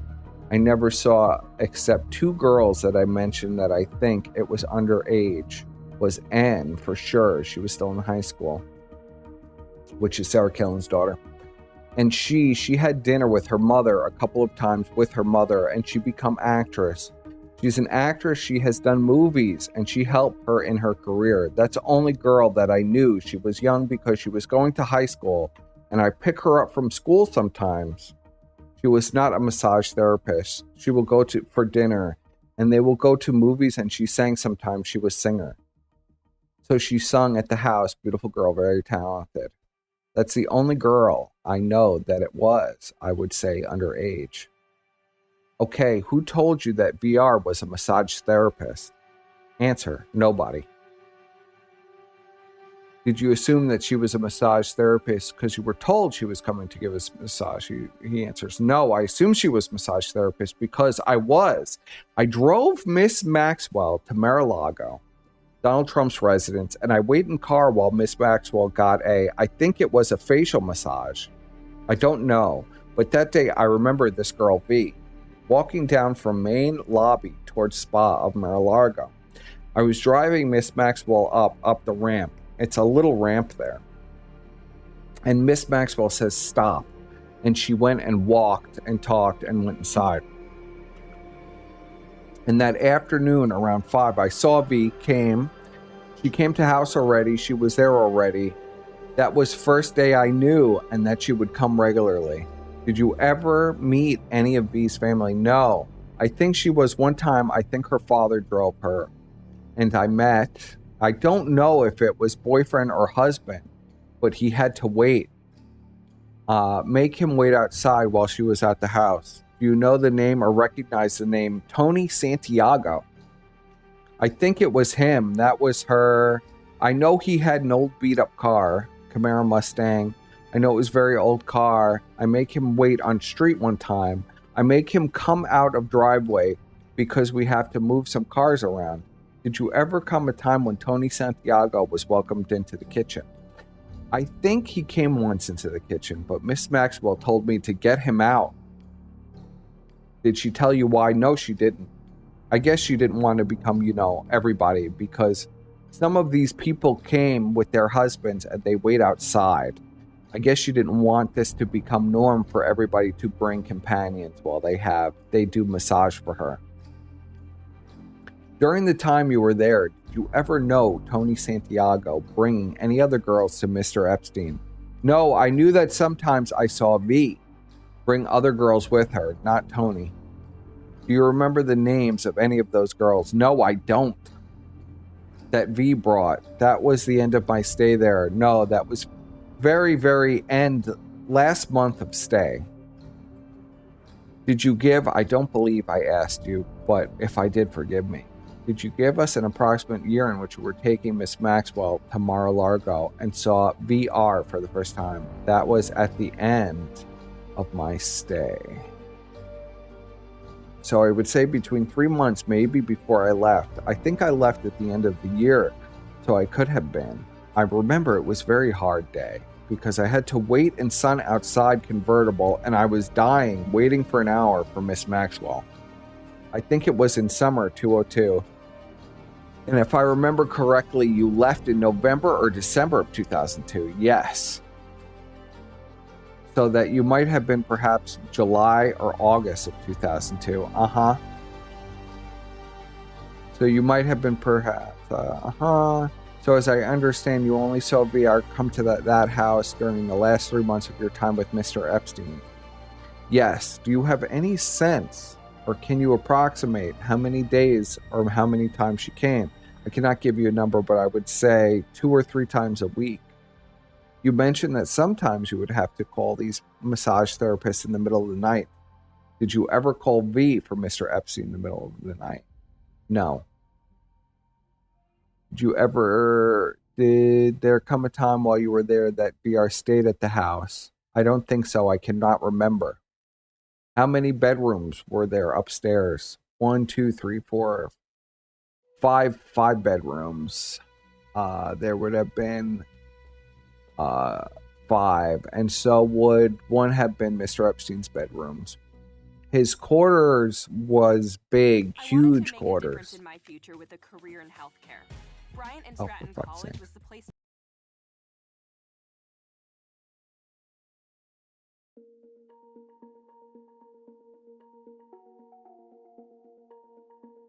Yes, he was there in the room. His bathroom was there. And her bathroom was there. The main room was there. And we have 2 sets of doors before. 2 sets of double doors before you can go into the suite. And there was one on the top of the stairway and one in the middle of the hallway. And then you walk into the suite. Okay, and you just put a red 8 by 11 folder in front of you. Yeah. This is the room. Yeah, so they're showing him a diagram of the room, and he's confirming it's Epstein's room.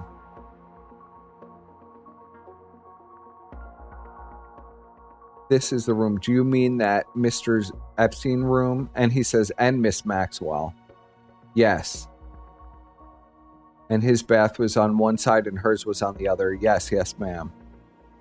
So she did not have a separate bedroom. Miss Maxwell, no. Sometimes she slept in a different bedroom. Don't ask me why. Okay, but generally at that point in time, she was still, sleeping in for most of the nights in the same bedroom. Yeah, as Mr. Epstein, Then there was service quarters, the service department. Okay. So, confirming that Maxwell shared the bedroom with Epstein the whole time. Even though there was something strange going on here.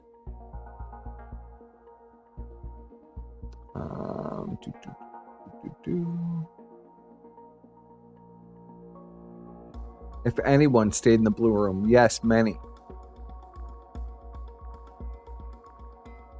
And in the red room, same thing. So guess who'd stay in the red room and blue room, as they're referred to? Did NB spend nights there? No, not that I remember. She never did. Not that I remember, no, because she was not there until the whole length of time I worked for Mr. Epstein. She was there for maybe a year or 2 years. She then moved to California. She moved whole family to Hollywood. And that's NB. And you mentioned Dr. Ava Anderson.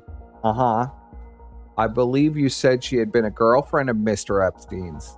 Yeah. Before, I understand. Miss Maxwell. Yeah. And there were times when she would stay in the house? Yes. Would she stay in the house when Miss Maxwell was there as well? Yes. And did she have a sort of regular room there? Yes. Let me repeat. Can you repeat that again? Questions before. I think I say yes. When Maxwell was there, I think not. I can't remember Ava being there. She was there for a little bit because they become friends after that, and they have dinners and lunches. She would come because Ava got married and she had kids. And they called Mr. Epstein Uncle Jeffrey. So they become friends, and I don't think she ever slept at house again because she had her own house in Palm Beach. When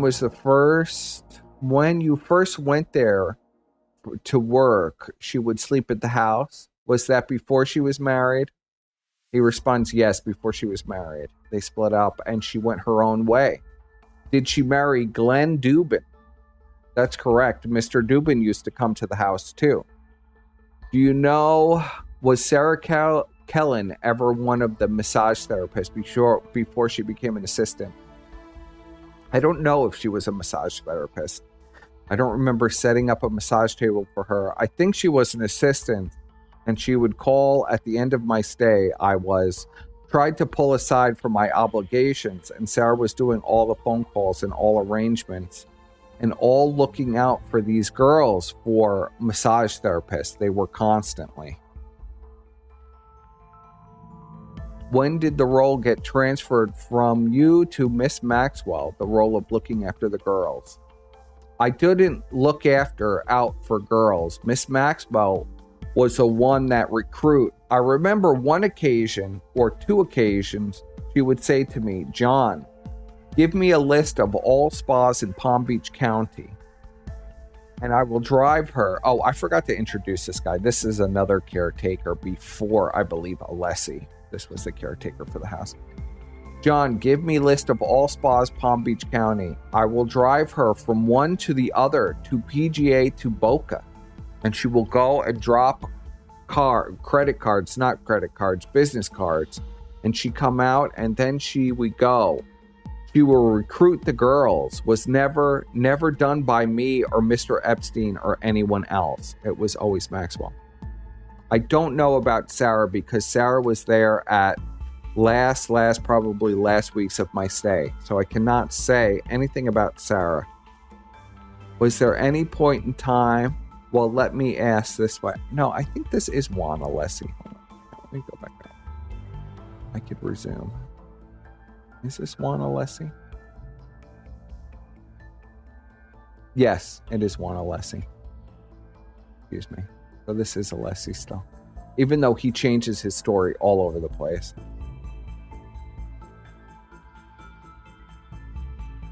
Let's see. I got to go back to where it was.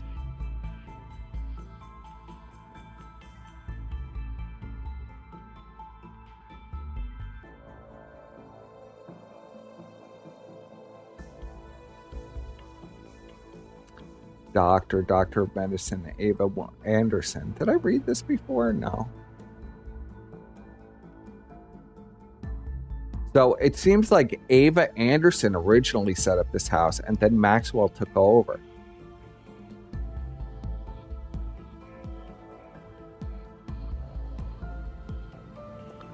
Where the fuck was I? Suppose I could refer to the stream. Oh.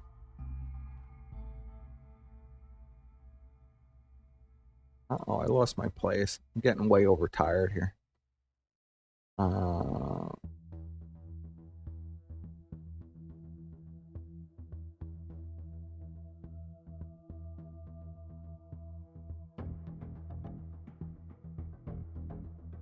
Kid from New York. Nude. I remember reading this. Anderson, before Miss Maxwell assumed competent, there were many female visitors to the house except for Dr. Ava Anderson. No, not that I remember. She was one.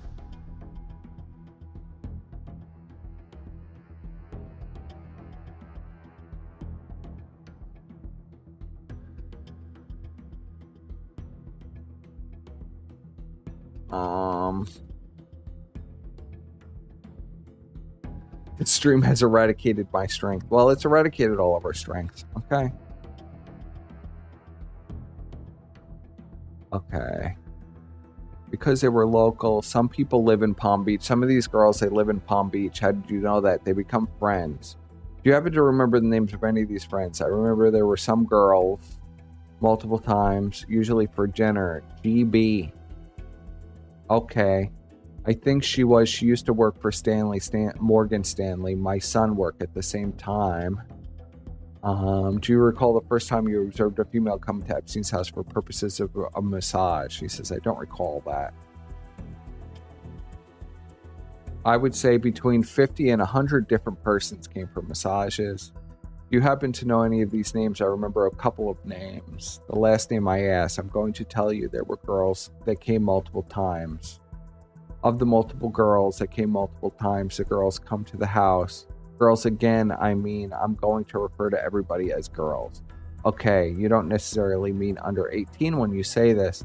None of the girls were under 18. Then again, I don't know. They could have been 18 or 19, 20, 25. I don't know. They were all masseuses. They came to the house.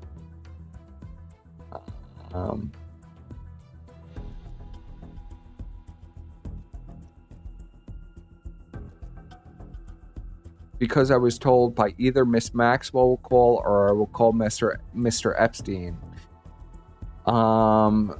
And I would call the girl at this time. Sometimes it was 1 a.m, sometimes it was in the afternoon, sometimes it was after movies.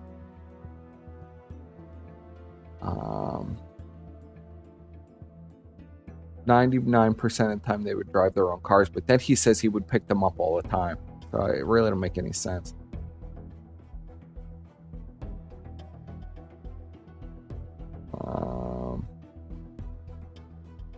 I want to get to the celebrity stuff.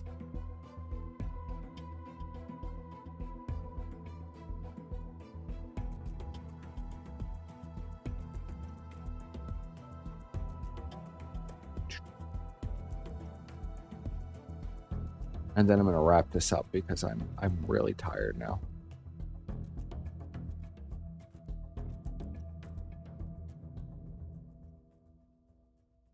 Let's see.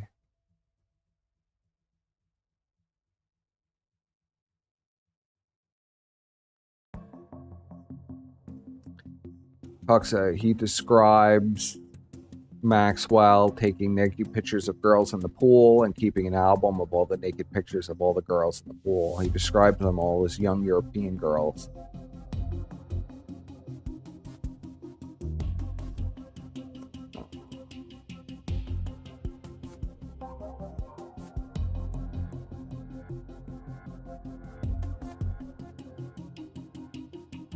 Getting back to where I was before. Okay.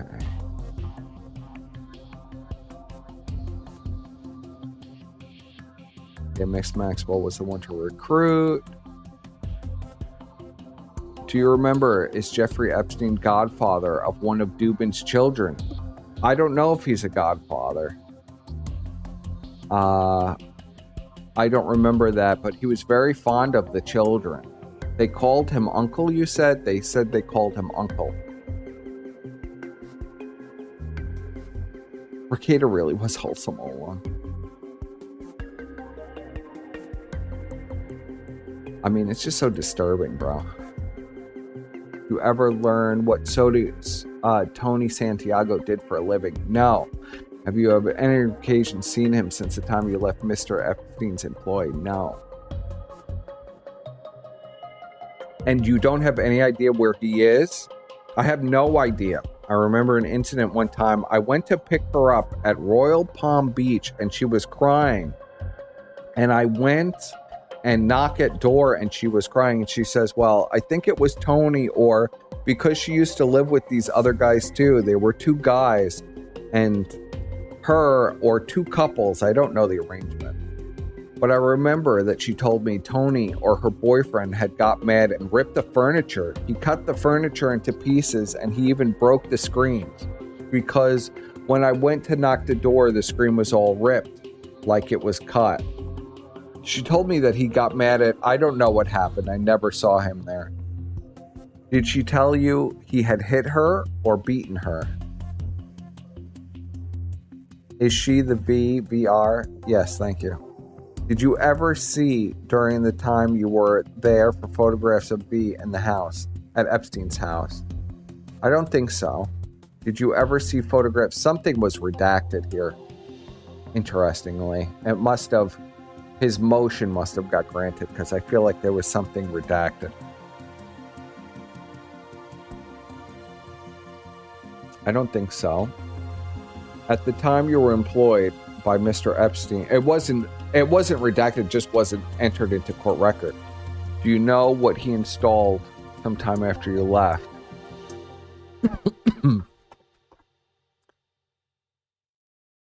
At the time you were employed by Mr. Epstein, were there any hidden cameras? The answer is no.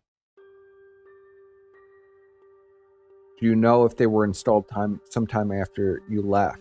Correct? I don't know. And then she says, wasn't there a camera involved in the incident in which you took money from Mr. Epstein? And then he admits, yes, but I don't know if he installed it or not. That's what he told me. But we settled completely out of court. I will pay you back. I'm sorry. I made a mistake. That was end of it. I understand. So you have no idea where the cameras were? No idea. Installed?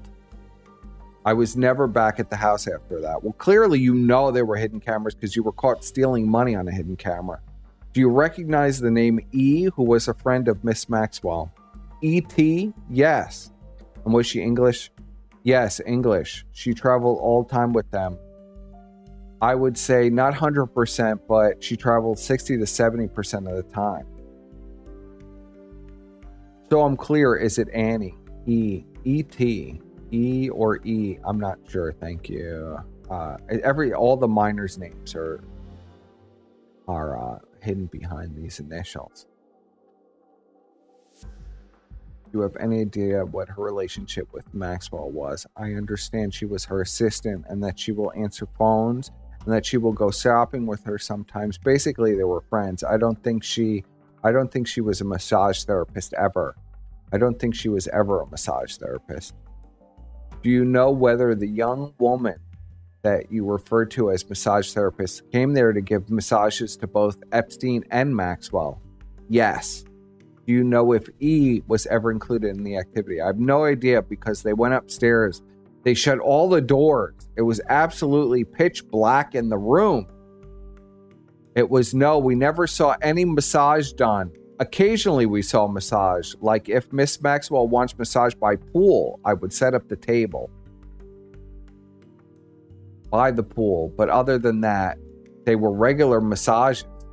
Do you know a young lady named C who would come to the home? C was also English. I don't know. I think I remember a C. And she was the one that came to give massages. Then he repeats the name over and over again. C, C, C, C, C. When you deal with all these girls' names, I think C was, yes, she was a massage therapist. But I think she used to. I could be wrong. But I think she lived in New York. She traveled there. Then he says, do you know anyone named CF? No CF. Jean-Luc Bruhl. Jean-Luc was a guy. I know that. Did you know him? Yes, I know him. He was, matter of fact, I went to his house a couple of times with Mr. Epstein. He was a friend of Mr. Epstein. He was French. He was, as far as I know, he had a model agency in Miami. Do you know whether or not Mr. Epstein had any interest in his model agency? No idea. Did he ever come over for massages? He came to the house a couple of times. I think it might have been occasions where he did stay overnight. Move to strike is non-responsive to question. You indicated you had been to his home. His home in Palm Beach? No, he has a home in Miami Beach. DB sounds familiar. I cannot tell you for sure. There was Ryan Dion. Was there someone named Ryan Dion? No, it was a kid from New York. His name was Don Perry. Yeah, he traveled with Mr. Epstein. Yes. Now, when before the addition out back was there done? You said Cephs would stay back there sometimes. Uh-huh. In the blue room in the back, the one close to mine. Did you ever meet any of Mr. Epstein's family? His brother, for instance? Absolutely, yes. What was his brother's name? Mark Epstein. Would he come to visit regularly? He says regularly. but I was more involved with her mother. I took care of her mother, Mr. Epstein's mother. She was very ill lady. I don't know if she's still alive. I lost contact. How often would she come to visit? She didn't come to visit too often. She had an accident, very bad accident. She lost her trachea. She had a, how they call it, the thing they put them in the neck, a voice box. I don't know the technical name, right? But they opened her throat and she had this thing to talk, and she had to cover her throat to talk. She was more involved with, I was more involved with her than her own kids. I took her to Miami for an operation. I was there for the operation. And we have a lot of fun with her. I mean, she was a very good lady. Now, other than Mark Epstein, were there any other brothers and sisters? No, he only had a brother that I know of. He lives in New York. I knew he had a printing company, printing big logos, big movie production company. Matter of fact, my son, when he graduated, he went to work for Mark about a couple of months in New York as a trainee. I don't think he ever got paid. He was trying to learn the business from Mark. That was for a few months. How often would Mark Epstein come to Miami? Not too often. Not too often. You just said regularly. When he came, do you know, did he participate in the massages? He answers no. Never. He did not, never. And how do you know that? Because it was never, I never told to set up massage rooms for Mark or his mother. They were not too close. Mark and Jeffrey Epstein are not close? I would say they were not. I don't think so. That was my opinion. Do you know the name Daniel Estes? No. Do you know the name Matt Groening? No. I think you mentioned Mr. Wexler. I believe so. You knew him early on? Yes. Did you work for him? Also, his mother. Worked for his mother in Palm Beach. Did you ever come over to Epstein's home frequently, occasionally? Did you ever participate in massages? No.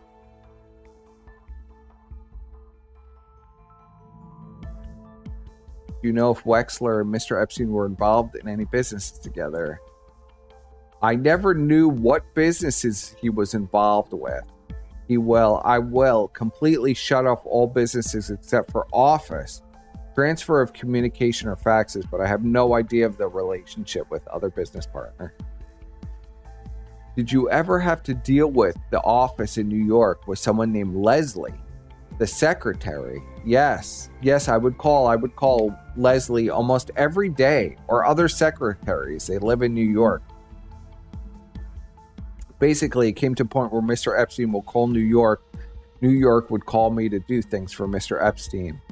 He was on phone or busy or something. He would call the office and the office would send me an email or call me. Constant report with the office in New York. Did you in turn sometimes call New York to get messages to Epstein? Did you ever overhear Mr. Epstein talking with other people you would consider celebrities? Yes, I knew many celebrities. What celebrities did you understand that he spoke with?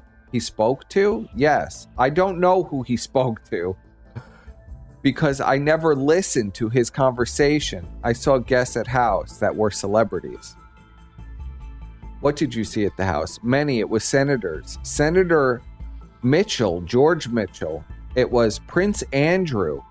It was Princess Sarah. Princess Sarah, the wife of Andrew, Sarah Ferguson. Yes, Sarah Ferguson. It was a couple, Mrs. Yugoslavia, Miss Germany. I don't know the names, but there were a lot of queens and other famous people that I can't remember. Very famous lawyer, I'm sure you know, Alan Dershowitz, who spent at the house a couple of times. He slept there. Princess Diane's? Does he mean Diana? Princess Diane's secretary. She stayed there for a week with her kids. We took care of her. Who else? Mr. Trump. Mr. Robert Kennedy Jr., Mr. Frederick Fekkai. Who is that? Frederick Fekkai, the famous hairstylist. I don't know who that is. Question, David Copperfield, the magician? No, I never saw him. You never saw him. Now, would the people you named, were all people you saw visiting the home? Then he says, yes, also Nobel Prize winners. I can't remember his name. It was old gentleman. He was Nobel Prize chemistry, I think, or mathematics. There was a couple of those. Also had one at the time at the house. It was a reunion of very Nobel Prize winners. But I don't know. They're not famous, I guess. I can't remember their names, but very important people. Was that at a dinner or reception? I think it was a lunch. President Clinton, did you ever? He interrupts. I met President Clinton on Mr. Epstein's plane in I think that was the last month just before I left. I met President Clinton in Miami at his plane. We drove to Miami. Do you know, was that a trip? Were they going to Africa? I hear about that, but it was not when I was there. So that was not the time that you drove. No, I was already out. And Kevin Spacey, did you ever meet him? No. I hear about it on news, but I never met him. Were Prince Andrew and Princess Sarah friends of Maxwell? Both of them. Both Maxwell and Epstein, yeah. Did they ever have massages? Then they were there. Prince Andrew did. I think Sarah was there only once for a short time. I don't think she slept there. I cannot remember. I think she was visiting Wellington and she came to the house and we met her. But Prince Andrew, yes, Prince Andrew spent weeks with us. Where would he sleep? In the main room, the main guest bedroom. That was the blue room. When would he come and stay during the time? Would he frequently have massages? I would say daily massages. They have daily massage. Oh my God. Was it sometimes more than one a day? I can't remember. He had more than one, but I think it was just massage for him. We set up tables and do you have any recollection of VR coming to the house when Prince Andrew was there? It could have been. I'm not sure. Not sure when Mr. Dershowitz was visiting. How often did he come? He came pretty often. I would say at least 4 or 5 times a year. Dershowitz doesn't like Epstein and doesn't know anything about him, by the way. Totally innocent and is totally not guilty of anything. Dershowitz visiting frequently and staying, getting massages. How long would he stay typically? 2 to 3 days. Did he have massages sometimes when he was there? Yes. A massage was like a treat for everybody. If they want it, we call massage and they have massage. If they want it, we call massage and they have massage. Now, Mr. Trump had a home in Palm Beach, correct? He says, So he didn't stay there, did he? No, never. He would come for a meal. He would come for dinner. He never sat at table. He would eat with me in the kitchen.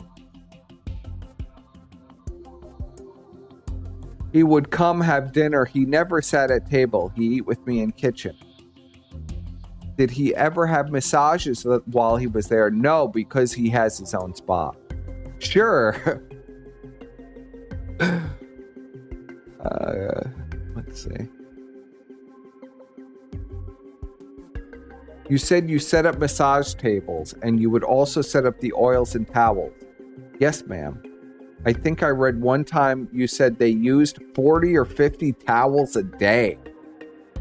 That's correct. There was a tremendous amount of work in the house, especially laundry towels, because we have towels, piles of towels. They use in pool. There was a lot in pool. There were a towel and went to floor. We have to go and pick it up and wash it.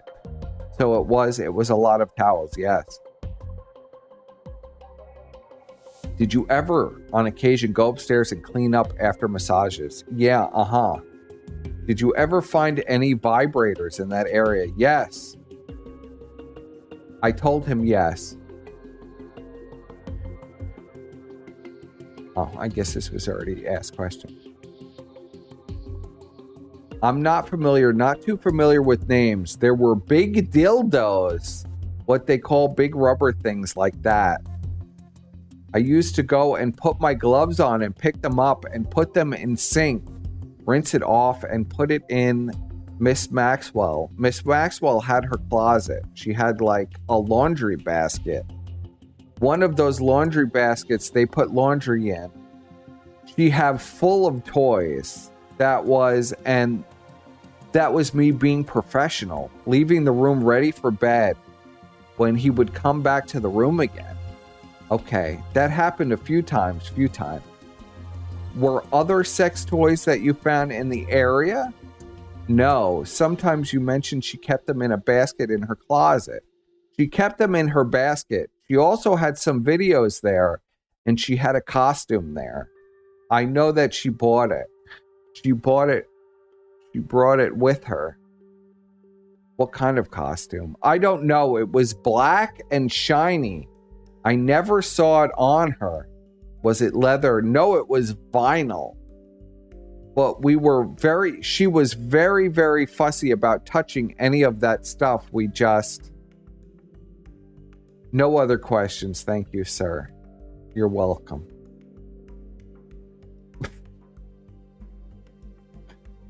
And it continues, but I think I'll wrap it there.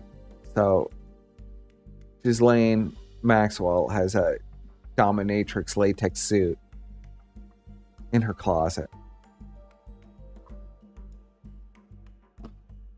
Next to her basket full of sex toys that they make the fucking help clean up off the floor. Can you imagine they just leave it on the floor and tell them to go and clean up the mess after a massage? A massage in big quotation.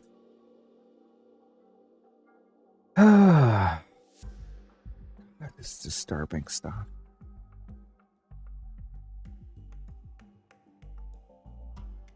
I don't even know what to say to any of that. Just wild. Disturbing. But we'll pick up. I'm going to... I didn't even get through everything I had. I'm going to select more stuff. I think I'll finish it up in one last stream. Going to go over the more salacious stuff and the celebrities. I'm going to leave it more to the more salacious and celebrity stuff for the end, I think. Do a Finder stream per sip. I will do the Finder stream. Eventually. I'm going to have to recollect myself. That was like thousands and thousands of pages. And I'm going to have to refresh myself a little bit. I know I have a lot of stuff selected already that I put aside. Maybe I could even just read my own work in the farms. But I do appreciate everybody coming out for this strange stream. If you're interested about the Epstein stuff and want to actually go through the court filings, that's what I'm doing. I'm working through them very slowly. Of course, I left a lot of them out.